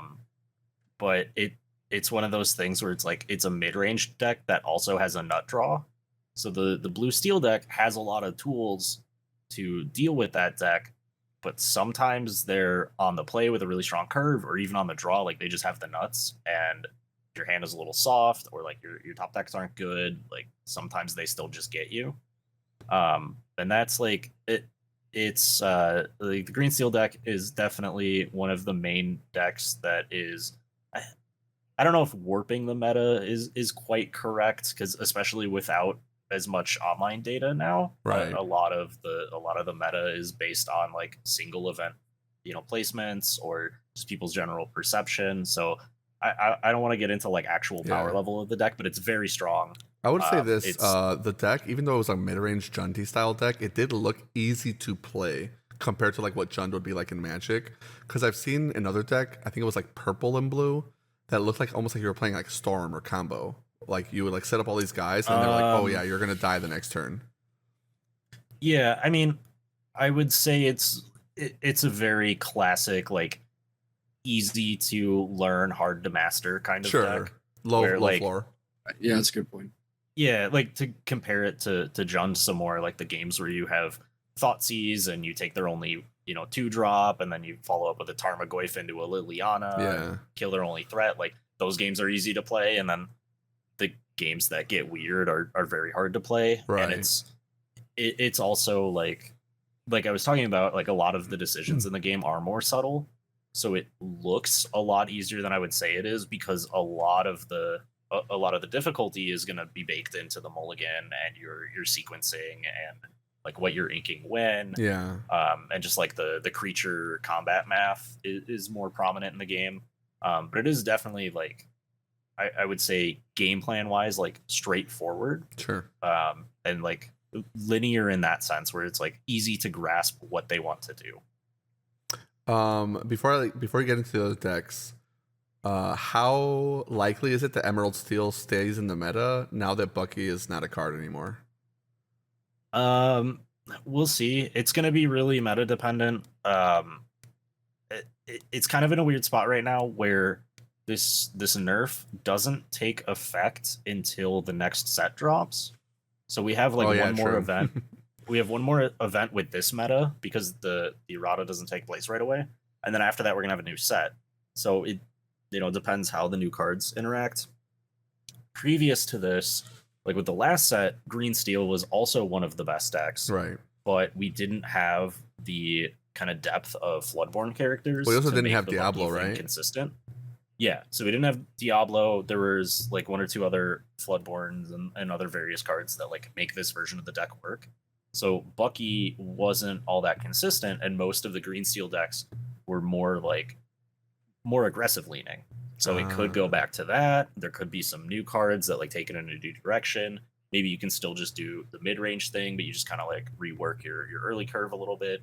It's just really hard to say right now because so much is going to change once the new set drops. That is true, yeah. Okay, well, I appreciate you covering all that. It really helps. I mean, obviously we're touching a little bit more on Lorcana than we wanted to, but it was just a good time, honestly. One last thing, I suppose, unless Frank has something else he wants to mention for the Lorcana stuff, and then we could jump into a little bit of Magic. I don't know if Todd wants to put the card on the screen if you can hear me, but Bucky is 2-drop, and then you said when you play a Floodborn, they discard a card. And what are the erratas so that Todd can slice the card up and ruin everybody's day? It's getting errated quite a bit.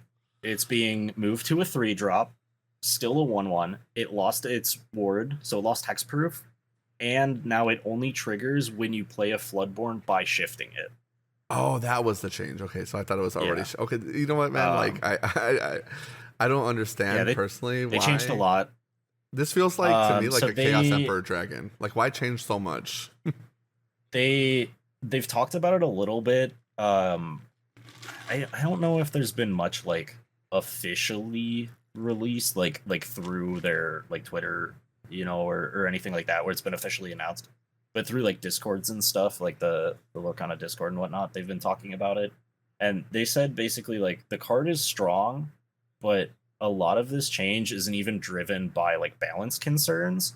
A lot of it is driven by the fact that it's just like a very unfun mechanic. Yeah. And like not only is it very strong, but like I talked about earlier, the curve on the game goes a lot higher. So an impactful 2-drop is a lot harder to deal with in this game. Yeah. Well, especially because like how do you kill it? It's like what, just Sisu kills it? Yeah, like you have to have, some sort of like or I guess Tinkerbell analog.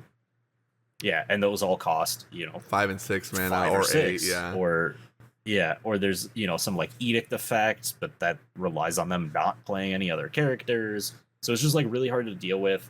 They don't like the play patterns, and not only is it like meta warping play patterns, but it's also just very unfun. Yeah. So they're like, we just know that people hate this, so we want to change it a lot. Which like I respect that they would take that into consideration and then be like straight up, like upfront about the fact that that's part of why they're changing it. Yeah, I respect that reasoning because one of the other blogs I read from like somebody like was screen capping the official Discord. One of the other things I read I did not like, where they were like, well, we're printing the game in other languages, so they're gonna get these cards in these other languages, and we don't want them to have a banned card right out the gate. And I was like, well, that's better than giving them a card that's like unplayable and also doesn't really do what it says unless you have time to change it in print. And also, like, I'm just not a fan of erratas in general. Like, other card games have used it in the past, and I've always felt like it was just not the proper solution. Like, okay, Bucky's unfun, we don't like it, just ban it, right? They did clarify that, like, going forward, banning problematic cards is still going to be their main way of doing things. Yeah. And they felt like the play patterns on the card are so bad that they just wanted to errata it instead, so that like for I assume for casual use or whatever, like people can still use it if they like it. Sure. But like going forward, there's still gonna be banning stuff that's over the line. Yeah. But it's like this card isn't so oppressive win rate wise that they need to straight up ban it, but they know that like the win rate combined with how much people hate playing against it meant they had to do something. Well, and I don't know. Go ahead. Oh, I don't know exactly what their plan is. I don't know if I just like missed it or if they haven't fully announced it yet. But they alluded to the fact that they have some plan to like make updated copies of the card readily available. Oh, nice. I was gonna ask I don't know that. if that means like, because stores get like the OP kits for the season rewards and whatnot. And one of the promos, ironically, was Bucky. Yeah, which was hilarious because those promos immediately spiked from people specking on them. People were buying them up like crazy. I was like, you guys are so dumb.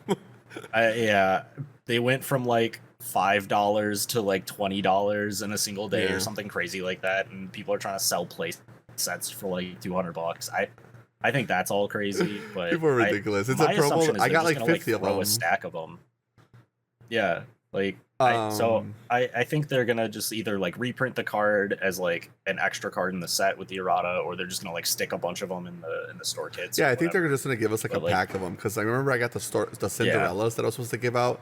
They gave me like 100 of them. They could easily give every store 100 buckies and just be like, oh, here's the errata if they want it. My only hope is like if they ever do have like a legacy format in the future, they consider un-errataing it once it like rotates out of standard or whatever that may be, just to like see what the powerful decks might look like in the future. You know what I mean? But yeah, I think overall it wasn't the worst thing in the world. I think erratas are cringe, but at least they were open and honest and upfront, and overall net positive, it feels like, for the game. Yeah, and I mean, regardless of like if this ends up being something that they go back on, or like, you know, maybe they decide to like come back halfway on the errata, or, you know, maybe 2 years from now they put out some like article and they're like, hey, this was, you know, a mistake, we shouldn't have done this. Regardless of any of that stuff, it's another thing in the line of just like changes that they've made that show they're willing to at least explore options that other games have decided are at least incorrect for them. And just like, you know, there's a lot of stuff with like game design in general, but TCG specifically, where you're building on the shoulders of giants, right? And just the fact that they're at least willing to kind of take another look at that stuff, I think is, you know, one, really interesting, but also makes me optimistic for the future of the game, because that means, you know, even if something doesn't pan out, they're at least open to exploring a bunch of options. Yeah, exactly. It's a step in the right direction, willing to try stuff out, and if you get it wrong, at least you can say you tried.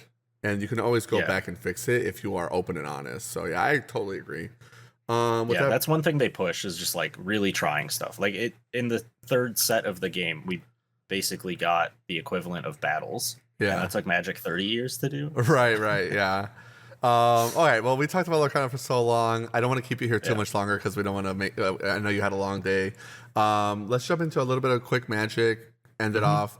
It actually started raining pretty hard here for me. So last night my power went out. I hope it doesn't go out right now during the end here. So let's try to, like, I guess, rush through the Magic. Did you want to save the Bloom Pearl spoilers till next week, Frank, or did you want to just talk about maybe one or two cards? Yeah, I'll just talk about a few, just because like the next time we do the episode is just going to be like straight. Yeah, it's pre-release, so it's like they're not spoilers anymore. It's like we're full on ahead. Right. So I'll let you start with the first one, which is actually the infamous Cruel Claw. This is the one that you were like super hyped about, the 3-drop Rakdos Menace. Dude, have you seen this card? Is this the Weasel? Yes, the Weasel. Oh my god, I love this card. You know what? I'm a furry now. I deemed it, because this card is correct, dude. So I've already been liking the Rakdos legendary, like Tiny Bones, that kind of stuff going on right now in the format. But this card just, to me, it seems kind of cracked. So it's Rakdos. It's a red black 1 3-drop, 3/3 with Menace. And it says whenever it deals combat damage to a player, you exile cards from the top of their library until you hit a non-land. So you're like cascading off your opponent's deck. You may cast that card by discarding any card in your hand and then casting the card for free, basically. To me, that just seems insane, because it's optional, first of all. But second of all, it's like you're playing this, like, maybe it's an aggro deck or maybe it's a mid-range deck. You're going to have lands to pitch or cards that you just decide are not good. But it's any card. It's not like it's mana value to mana value. If you hit like a 6 or 7 drop off your opponent's deck and they're playing Domain, you hit their Atrexa, you win. And even if it's not that, like hitting like a Terror of the Peaks off of the red-green deck, hitting Rafine's going to rotate out. So let's say like you're playing against a mid-range deck and you take, they lose Wandering Emperor. I'm trying to think of let's say you hit a Shield Trade, you know. I feel like you're feeling pretty good, you know, just to pitch a card to cast it. A Thoughtseize effect, Deep Cavern Bat, anything like that feels really good to pitch a card for. A removal spell feels really good to pitch a card for. Anything like you're 1-for-1ing them on, I think it would be really nice. I don't know. In general, this card just seems cracked to me. I don't know if you guys have additional thoughts. No, I'm fully with you. The whole like just discard a card, cast something feels absolutely insane to me. Wait, am I missing something? Are we talking about like this in conjunction with another card, or because this card does not grab cards off their deck, right? This just hits stuff from your library. Oh, my bad. It's the top of your library. I misread it. But still, like, you're cascading into any card to cast for free. Yeah. So, like, I mean, last time we had this effect was what Tybalt's Trickery, and there that you gives go. you mill a random amount, and this doesn't. So, I mean, it's also a creature that's got to connect, and it's a 3-mana 3/3, so Yeah. a lot steeper to set up. I definitely but misread it. just It's not your saying. opponent's deck. Thank you for that. But still, like, the fact that you're, like, off of your own deck, so you're playing mid-range, hit your own Shieldred, hit your own Aclazotz, whatever card you get, and now, like, on turn 4, you just ramped yourself a ton and potentially got rid of, like, a really bad card in your hand. Considering that we're losing the Kamigawa lands, too, I feel like your mana is going to be a lot worse. Like, they're not spells anymore, so, like, you're going to have a lot more of, like, these terrible lands to discard unless they give us another cycle of cards that are land spells. All right, hear me out. Yo. We're gonna go Magical Christmas Land on this card for a second. I forget the name. It's in the Mystic Sanctuary cycle, the black one. That like puts a creature from your Witch's graveyard on top of your Cottage? deck. Is it that one? I thought it was Witch's Cottage. I could be wrong. I'll look No, it up. Cottage is the one that makes a food, right? Oh, you're well, whatever right. the black one is. So hear me out. Turn 3, we exert our Arena of Glory to give this haste, and then we fetch. It is Witch's Cottage. Or turn 4, I guess.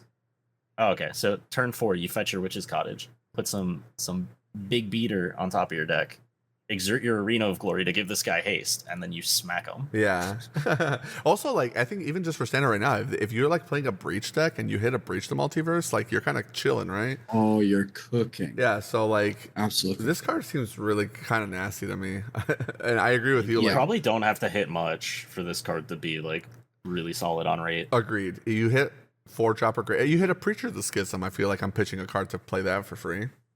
Yeah, there's so much that you'll pitch just to like get a free card. Mm-hmm. Yeah, Not to card's mention, really like, good. you're playing mid-range. Like, if you know the matchup already, you're like, oh, this card's unplayable in the matchup. Now your deck building restrictions are a little bit more alleviated. It's kind of like playing Faithless Looting in Martyr Pyromancer, like we talked about back in the day. When the Blood Moon's bad, you have an easy pitch to Faithless Looting. Next card. Next card I wanted to talk about is the Death of Restoration Angel with Salvation Swan. So Salvation Swan is 3 and a white, bird cleric, flash flying. When Salvation Swan or another bird you control enters, exile up to 1 target creature you control without flying, return it to the battlefield under its owner's control with a flying counter on it at the beginning of the next end step. So this is a little bit of a restriction, right? Because you can't grab a flying creature. It's not like you can grab anything. But it has the upside of when it does flicker something, it gives it flying. And if you happen to play another bird, you also get this trigger again, which I think is crazy. Crazy. Yeah, I guess It's it's going to be what the other interesting for birds deck look like. building. Yeah, I'm Like- thinking just like at minimum in standard, this is a card to like save another card. Yeah. What were you saying, Tommy? Like, even if for you- deck building? Oh, like if you're just trying to abuse the fact that like you can trigger it multiple times with other birds, Mhm. because most of your birds are gonna have flying. Right, So exactly. you're gonna have like a pretty solid mix. But yeah, like Frank was about to get to, is just like using this to save something, or even just like re-upping on a single effect. Like if you're putting a strong ETB effect in your deck, like you're putting it there because you want to use it. Well, not So to that's mention, really like, even if he's your only bird, you have 4 copies. If you have one in play, you're getting 2 triggers now off the second one. Yeah. So, like you said, if you have strong ETBs, whatever the ETB may be, now you hit 2 different guys with it. It seems like a playable card for sure. Definitely Yeah, could yeah, have. like or- defensively. Or if you Oh, have sorry, like a go ahead. flicker effect, you could also like do that again too. Yeah. I could see it being Yeah. played in Pioneer.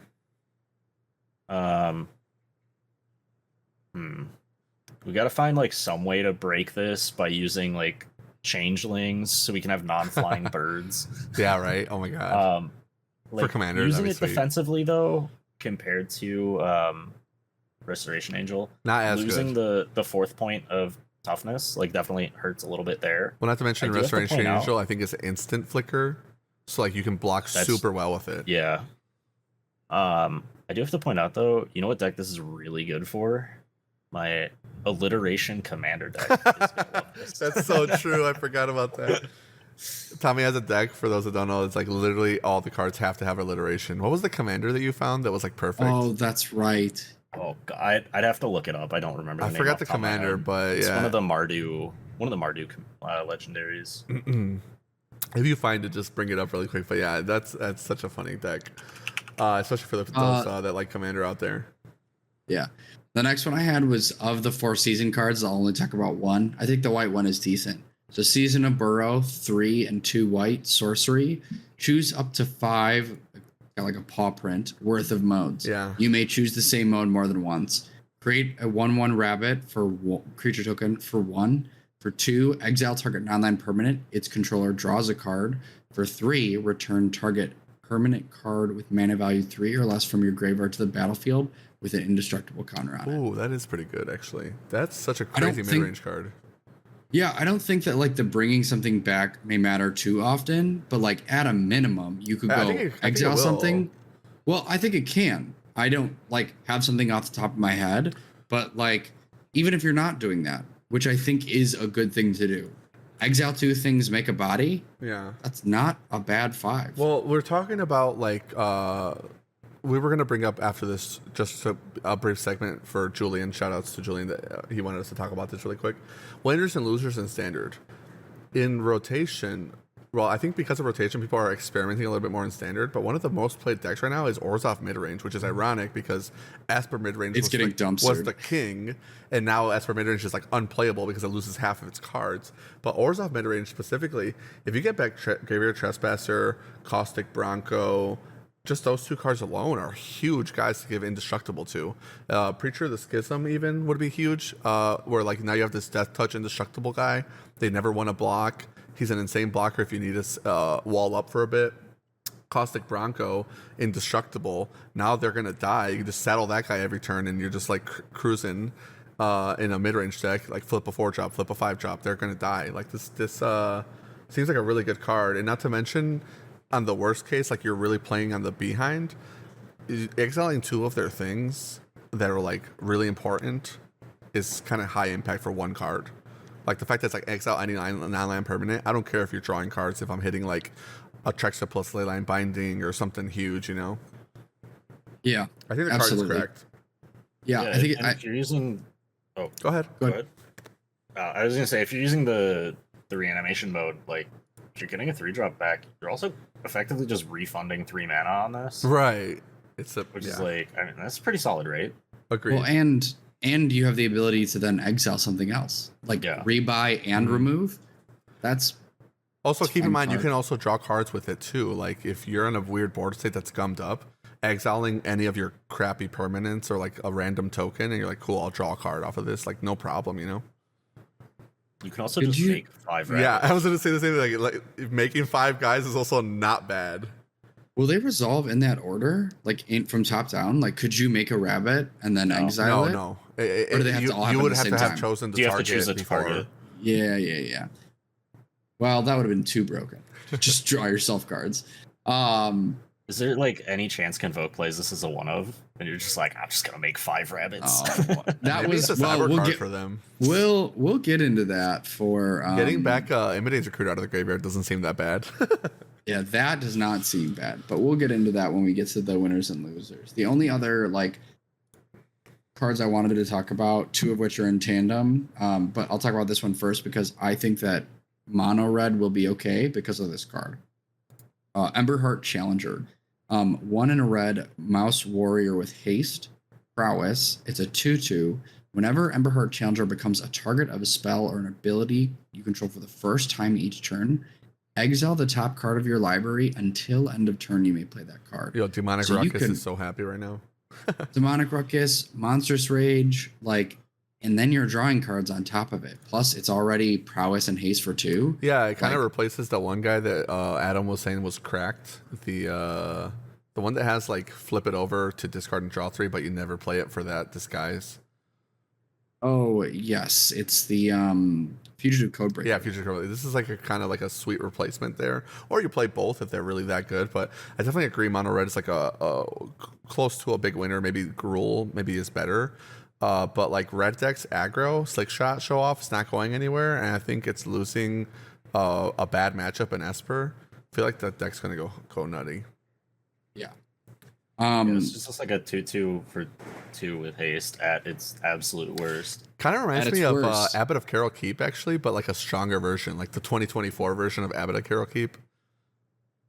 For those that don't know, it's a 2-drop that says when you play it, you exile the top card of your deck, and you can play that card until end of turn, and not until your next turn because it was designed when Magic cards were balanced. But that one also has prowess, and it was a 2/2. And when it came out in Origins, it was a really, really popular aggro red card, and then it kind of like fell off almost immediately. But the fact that it got you that extra card back made Abbot of Carol Keep on turn 3 a pretty good play. And this guy kind of banks the fact that you get that exile later, so you get it at a more opportune time, and you can trigger it more than once, which is kind of also iconic. So I'm a big fan. I think the card is a good mention. Yeah, it's like an Abbot that you get to play out proactively. Exactly. And right now, proactive is like the key, because not only does Demonic Ruckus plot, but your Slick Show Off plots, and like the whole red deck is like on another level. For those that haven't seen the podcast episode with Adam, if you want to, he goes over it a lot better. But mono red and like red players are rejoicing right now. It's like a good time to be an aggro player. Yeah. And then transitioning with that, these 2 aggro cards I think are sweet, and one of which opens up for potentially like red-black aggro maybe being possible. I'll start with just the red one first. It's called Hired Claw. It's 1 red. Whenever you attack with 1 or more lizards, Hired Claw deals 1 damage to target opponent, and then you can pay 1 in a red, put a 1/1 counter on Hired Claw, or activate only if an opponent lost life this turn, and only once each turn. So, at minimum, it's a 1-mana 1/2 that when it attacks, it deals 1 damage to an opponent. But if you've got nothing to do with your mana, you can pay 2 and pump it on attacks so that it gets an extra damage before, or it gets an extra counter before damage, which I think is just really, really sweet. Yeah, I actually Also, like, go ahead.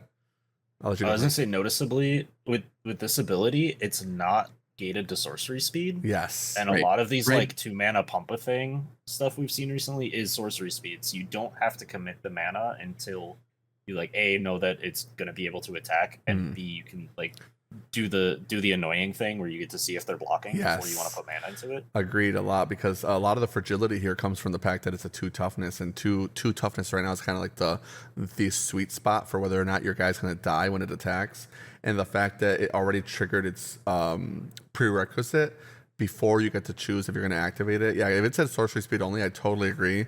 It'd be rough, but because it's not sorcery speed, like you said, you can actually combo this with one of the stronger cards in the format right now, which is Play with Fire. Like on your end step, I'm going to shock you. Oh, also I'm going to pump my guy. Well, that's rotating, but yes. Oh, I guess, yeah. We keep shock, Yeah. but yeah. 1 mana, 2 damage right now is kind of insane. And like Adam was saying, shock isn't going anywhere.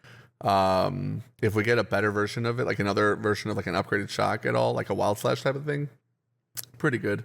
But yeah, no, I totally agree. The card is really cool. Almost reminds me of like a not quite like Knight of Ebon Legion, but like these 1-drop, like Fervent Champion, like 1-drops that are like, why does this card have a paragraph on it? You know what I mean? But it has 2. This reminds me, what was that 1-drop that they played with the Cavalcade of Calamity deck? I think it was also a lizard, actually. Yeah. Oh yeah. It's That, like, it's did the literally the same same thing, thing. like Lizard. Yeah. I forgot the card, but like when it attacked it, scorching lizard, I think. Yeah, just like an upgraded version of that card. I mean, that card was scary. Scorch Spitter. You're right, yeah. And it was a common 1 mana 1/1 when it attacks, 1 damage to a player or planeswalker it's attacking. So the next card, which is this card's brother, and what made me think of like, oh, maybe this could be a Rakdos deck together, is Iridescent Vinelasher. 1 mana black creature lizard assassin. It also has Offspring, which says 2 mana, you may pay an additional 2 as you cast a spell. If you do, when this creature enters, create a 1/1 copy of it. It has Landfall. Whenever a land you control enters, this creature deals 1 damage to target opponent. Yo, lizard aggro. And it's a 1/2. Yeah. So I was like, Ugh. you have these two together, you know. It's Well, also real. Offspring is cracked. Like, do Right. not sleep on Offspring. I think that mechanic is insane. Well, just think of on this. Have you Think guys about seen 3 Tree City? It, It's a land. that card's bait. It is bait, but like oh yes, we that's talked the about kind of card though. Like if you have a 1 of and you have all of a sudden all these lizards, you're never not offspringing. You know what I mean? Like, talk about having stuff to do with your mana. You know what I mean? I mean, thank goodness the new Capenna lands are rotating. Could you imagine Could you imagine this? Into, like, with the into analyst? Oh my god! Oh, an analyst, yeah. Oh my gosh! I'm and if you had actually- 2 of them because of offspring. Yeah, I'm Like, imagine so you glad play it's one on gone. turn 1, you play another one on turn 3 and offspring, and then it's 3 damage every time. Like, Yeah. that's getting crazy. Plus, offspring is like, it's a good way to get all these guys out for, like, even if you're using all your mana, you're holding cards in hand. Like, when aggro decks have 5 cards in hand and you're taking damage and you're like, wait, I gotta get rid of their board state, but they still have 5 cards in hand. That's when you know you're like really, really in a bad spot. Yeah. So yeah, I'm a big fan. And speaking of winners and losers, yeah, as you guys brought it up, analyst, big loser because it loses all the cards in the deck. Yeah, the Capenna lands are going. It's losing Memory Deluge, and it's losing Shigeki. Yeah, and not to mention And Slogurk, right? And Slogurk, yep. And Slowgurk. So like the deck is basically not a deck anymore. Nissa being a Lotus Cobra might still matter for some decks, and there might be like some kind of other land ramp combo. But as far as the current version of Teamer lands and the 68 card deck from Magicon, they're just dead. Yeah. Yeah, there's like the bear that gets some lands back. What's Yeah, I saw that, but it was a Oh. 6-drop. I was like, a 6-drop? Hey, you know what? Those 6-drops, like the 6-drop from Origins, it's like come in and reanimate like a 3-drop or whatever. Those kind of weird 6-drop green mid-range creatures randomly end up being really good sometimes in standard. Yeah. The other like losers that we're starting to see like off the bat, and I'll just kind of go like, this is the deck and these are cards that are losing. I think Azorius Control is for sure like taking a big hit with Wandering Emperor going. Just white in general. The Wandering Emperor, huge. It's gone. Yeah, Memory Wandering Emperor Deluge for a also, lot but of like decks. Wandering Yeah. Emperor, not every time I look at a deck now, I'm like, oh yeah, wait, oh Wandering Emperor's gone. Now you can actually play creatures again. Yeah, Wandering Emperor's gone. It's also losing March of Otherworldly Light. As you said, it's losing Deluge. Yeah. And that's tough too, because manlands are currently rampant and they're going to stay around for a while. So 1 mana removal for them is like a big hit for Yeah. control. I see what you put here for mono red, but I don't agree because one, we talked about how Well, blood. so Go ahead. that was my maybe, remember? Yeah, no, I know that's a maybe, but you put loses Bloodthirsty Adversary. Let's be real, that card sucks. Card's bad. Loses Play with It Fire loses- is a big deal. I think that's a big deal. And but Kumano Faces Kakazan is a big deal. well, you didn't put that on the list, but yes, Kumano. Kumano. Yeah, Where is Kumano. Oh, I didn't see it. It's literally in the middle. Oh, my bad. Play with Fire is big, but like Shock is still a good enough replacement. Ancestral Anger, I think we were already kind of like not playing that. Like I think. Well, a lot of decks are playing it because it could give them draw, and it's so good with Slick Shot. Like Slick Shot is amazing friends Yeah. with Ancestral. I just kind of ended up We're playing agreeing this with. Prowess Mouse now too. That's true, yeah. Well, with the Prowess Mouse, it would have been a lot better. But I was kind of agreeing with Adam at the end, where like Questing Druid was just like a better card. Hey, Mr. Big Handsome. But yeah, Kumano Face Kakazan. I love that card. One of my favorite red cards of all time. It's going to be really sad to see it go. Harder for the red decks to deal with Planeswalkers now, potentially. But I think still, though, aggro red, aggro Gruul, those decks are going to be fine. Especially Yeah, I think they'll be without okay. Wandering Emperor in the format. Without, I think even Graveyard Trespasser rotates, right? Because that's Midnight Hunt. Yep. And that was a pretty good anti-aggro card. Now they all have to play like Preacher of the Schism as their 3-mana black creature. I don't know. I feel like red is like a big winner, but we'll see what other cards come out in Bloomborough. Yeah, I just know that those are big players, and especially like I think that Play with Fire not having the scry anymore. Yeah. It's like the cards like Play with Fire and Ancestral Anger, like those were the cards that kept them drawing. So it's glad that they're getting the mouse, but you still have to see if any instants and sorceries give them help in regards to like card draw. Because like if they have to play Reckless Impulse, it's going to be a sad time. Yeah, and I guess the biggest loser, which was the best deck for a long time, and honestly one of the most fun decks I've ever played in Standard. I've still been playing it during like the off season where we've been playing Pioneer and stuff. I've still been online grinding Esper Mid Range and Arena. Same sideboard guide, just consistently getting there. I really love this deck. It's so sad to see it go, but Denick is leaving. Rafine is leaving. As we mentioned, the Wandering Emperor is leaving. Wedding Announcement is leaving, which I really miss. I'm going to miss Wedding Announcement because it's not really playable in Pioneer currently. But I love Wedding Announcement so much as a card. It's really just like a fun card to play with. And all those cards leaving, really means there's no reason to play 3-color. If you're going to keep playing a mid-range deck, it's going to be Dimir or Orzhov. Maybe Azorius, but like the Soldiers deck kind of fell off, and there's not a huge reason to play Azorius in my opinion, but Orzhov and Dimir both look fine so far. Well, and that's what I with you talking about Dimir and like Golgari, like they're only losing Trespasser. Demir's been playing Tenacious Underdog a little bit, Make Disappear and Spell Pierce, but that's it. Like we're gonna have another counter spell, you know. And Dimir gets to keep Cryptic Coat, so like they get a lot. Yeah, Demir's gonna be just fine, and it's barely losing anything.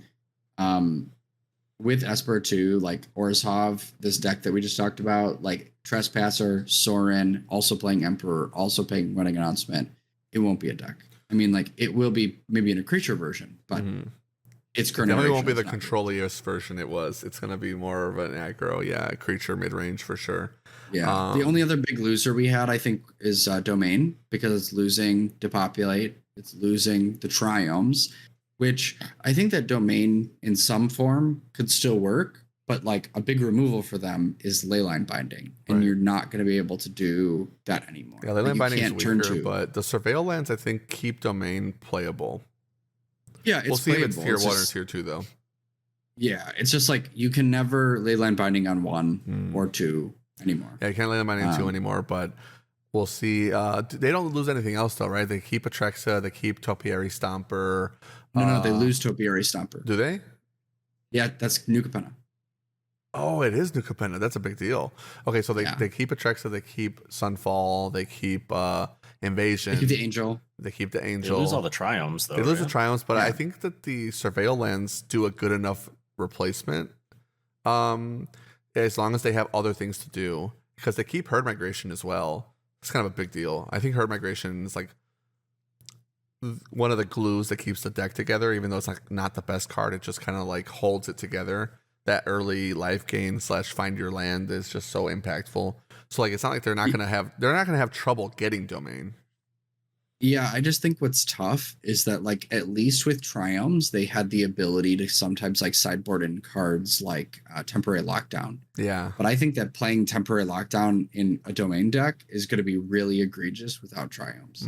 Like Surveil lands aren't going to let them do double white. Yeah, and it's not like they can switch to Courier's Breakface, because that's also leaving from New Capenna. So the stuff that they used to be doing, the stuff they're currently doing, a lot of it's leaving. We'll see if they give us any kind of replacement to that in the next set. Yeah, it'd have to be dependent on them getting sweepers that like matter, like sweepers and board and target removal that matters, because that's the biggest part. Right. Well, if the format leans more aggro too, Sunfall being a 5-drop is going to matter. Sunfall's still like the most insane field nuke, so like a lot of the format's going to predicate on whether or not Sunfall's good. But if the format leans towards these aggro creature decks and like this red-black lizards or stuff like that is like really powerful, then I would like to see Sunfall not be as dominant in the format as it has been. That'd be kind of nice. But at the same time, it's going to be like the cap on how like slow your deck can be, whether or not Sunfall actually saves you. Yeah, I'm actually kind of hoping that we might get not like replacing Sunfall, but there is a white board wipe that I actually had in my cards that I don't know where it is anymore. But anyway, the point of it is that gift. Like, yes, the gift where you let your opponent draw a card, but then you can like Starfall Invocation. Yeah, where you can reanimate something. I thought that card was sweet and would like incentivize some mid-range decks to like play creatures that they could like get back. Wait, what is this card? This card is correct. I did not see this. That's what I'm saying. Hey, buddy, you want a card?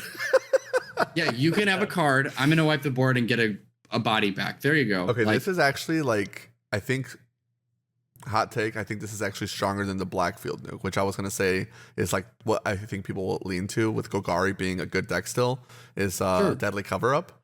This seems better than Deadly Cover Up, like just from reading it. I mean, obviously it's contextual on what you're reanimating, but that's kind of cool. Yep. I mean, yeah, if you're doing like, and there's no restriction, so if you could like mill over something crazy to bring back. Right. No. It returns a creature that was Destroyed put from into the yeah. graveyard. Oh, destroyed this Yeah. way. Still Yeah. though, like But I mean, there is the big like the 4-mana elk that's like a giant timely reinforcements. yeah, that card is very cool. I forgot the name of it. But That's That was on my list because it looked like shoot, what was that 2-mana card from oh, Midnight Sunset Hunt? Revelry. Yes, Yeah, it's timely like Sunset Revelry, Sunset Revelry. but but so much more. It's so much. Well, more. it's also a body. One thing Right. that's also cool about this White Field Nuke Starfall Invocation, while you find the name of the creature, is I've got it. Sarah Paragon. Remember when we were trying to build Orzhov midrange with Sarah Paragon reanimating your stuff out of the graveyard? Like that's the card you get back with this with the Starfall Invocation, and then you rebuild your board after you destroyed theirs. That's true. Oh, that's. I'm seeing some hotness coming. Yeah. I can't wait. Definitely. I'm glad to be our standard seat for this event. Yeah, I know, right? You're gonna be the only one having fun. Speaking of which, the team event, like we were talking with Jared, we're like, standard is gonna be the standard seat every round is gonna be like, ha ha, yo, we're playing all these cool spells, and modern and legacy, like, okay, try to kill your Nadu, I lose. Right. I can't wait. Yeah, so that white card is Bays of the Bounding Spring. An elemental elk for 2 and 2 white.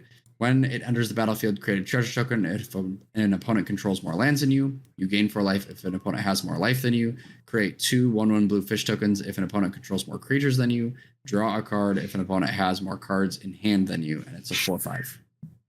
Yeah, this card is really good. I think this is like gonna be there's standard like a all-star. heavy white based like board based control deck. Yeah. And that package of like that, the Swan, and the Invocation is like kind of interesting. That's the stuff I want to Yeah. play. Plus, that's the kind of magic I'm in. We for. still have like legendaries matter kind of stuff going on. So like the fact that it is legendary is kind of cool. Like this is protected by Plaza of Heroes, stuff like that. It also makes it easier to cast. So like if we see a legendaries matter deck, this kind of slots right in there. Or it's. I mean, I guess you don't get the creatures part off of Starfall Invocation, but you can bring this thing back. Yeah, exactly. You can bring it back. You can already have played it with Tiny Bones joins up and Tiny Bones itself if you're playing Orzhov. Yeah, there's just a lot of ways to abuse this. I think this is a sweet card. I'm very excited for it. Anything that you've been seeing in like the Magic scene, Tommy, that you want to talk about before we let you go? Like with this set specifically? This set specifically, or in general, maybe how you feel about Modern, since we're all gonna, we could low key talk about if we want to hate on Nadu a little bit.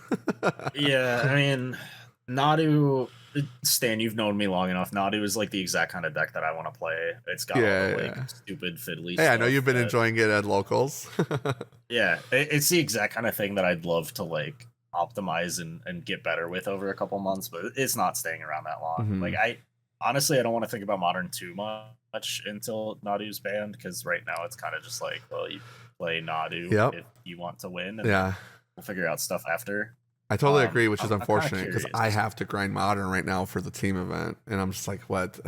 Okay, We'll tell you though, I that wanna frog list know. I played is real fun. that's true. Yeah, what were we gonna say, Tommy? It feels like Yeah, like the deck seems cool. It's also just not Nadu, so I'm not interested in playing it. Yeah. But like once Nadu gets banned, yeah, like the blue-black frog decks are really cool. Any of the Ugin's Labyrinth based decks are really sweet. All the energy decks There's are a lot of cool, cool whether you're energy aggro or stuff. control.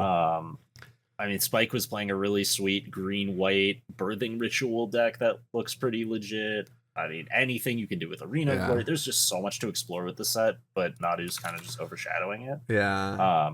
I am even like thinking about a really janky. So in this set coming up in Bloomborough, we have the Igra, Eater of All. It's the big cat that like makes everything into food. yes, everyone has been talking about that card. So yeah, and like the joke is that if you have 2 Cauldron Familiars, they like sack to each other and you kill your opponent that way, which is like maybe Pioneer power level, right? Like might 100%. Possibly be good in that format. Sacrifice was Definitely always kind of not a deck. good enough for Modern, but hear me out, Stan. You'll love this. So if you got the Igra, right, but you need your guys, your Cauldron Familiars. We got Buried Alive. Oh, That goes and gets your 2 Cauldron Familiars, And if you want to get a little cheeky with it, maybe you already have a Cauldron Familiar. So you get a Cauldron Familiar, you get Igra, and then maybe you get a Narcomoeba to sack to Victimize to get him back. Yeah. That's funny. So I don't think this is going to be good at all. But we've been talking about it. I've been waiting for Victimize to get played, man. Like, where is it? Someone was talking about Victimize. You don't play it weekend, Nadu, the energy. So. Yeah, it's true. You don't play the Nadu. But yeah, I mean, obviously, contextual to modern. Joe Bernal made a post that I totally resonated with. You guys know how much I bitch about the modern ban list all the time, but he made a post where he's like, top 8 energy today with Jeskai Control, which was yesterday, I believe he played the modern, got top 8. He was crushing with Jeskai Control. And he's obviously a really good control player. Everybody that knows Bernal knows he's like he's a blue-white player at heart. But he's like, had a lot of fun with modern, but the format is so broken. I'm like, completely agree. Modern's really fun, but it's kind of cracked. And then he's like, kind of wish it would just unban a pile of cards if Nadu and the new Ancient Tomb are going to be legal, and we still have like Euro 2.0 just running around. And Bloodbraid Off is a 2-drop now because of the dinosaur or whatever. So my thing is like, if / definitely when they ban Nadu, do they just like preemptively also ban Grief at the same time? We talked about it last episode, and I think like if they're gonna go ham, they definitely ban both, right? Because like Necrodominance is also kind of insane. But if they want to be soft, I could honestly see them just banning Shuko, which I don't agree with, but I could see them doing it. There's no way. You think they'll just ban Nadu? I could see them doing it if they didn't make the mistake with Bridge from Below. Yeah, but that's the thing, man. I'm ready for it. It would be like it would definitely be in their wheelhouse to ban Shuko and then be like, okay, well, this was the enabler you can get off Saga. This is the one that you can play on curve leading into your Nadu. Now you're forced to use like the Outrider or whatever, and it's right, a lot harder, or you have to like use the Sylvan Safekeeper, and like you're gated on your land. Yeah, because it turns it into like a Court of Calling combo deck. That's the only reason why. Feels modern-y. And it's definitely in their wheelhouse to like make that sort of ban. But just the fact that it's like such a 1-to-1 with what happened with Hogak, especially because it was another, Modern Horizons set, like exact same kind of thing.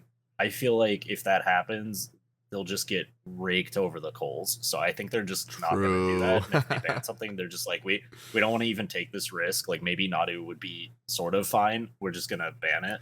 Yeah. And I don't even know if Grief like necessarily is the best thing to do after that, but like it was probably the best thing to do before right? And people have been clamoring for Grief. You know what I mean? Like people have been begging for Grief to get banned. Yeah. So and then we have like this Necrodominance deck that's like still doing pretty well even with Nadu. I mean, that's the reason why Legacy is messed up right now is the rescam.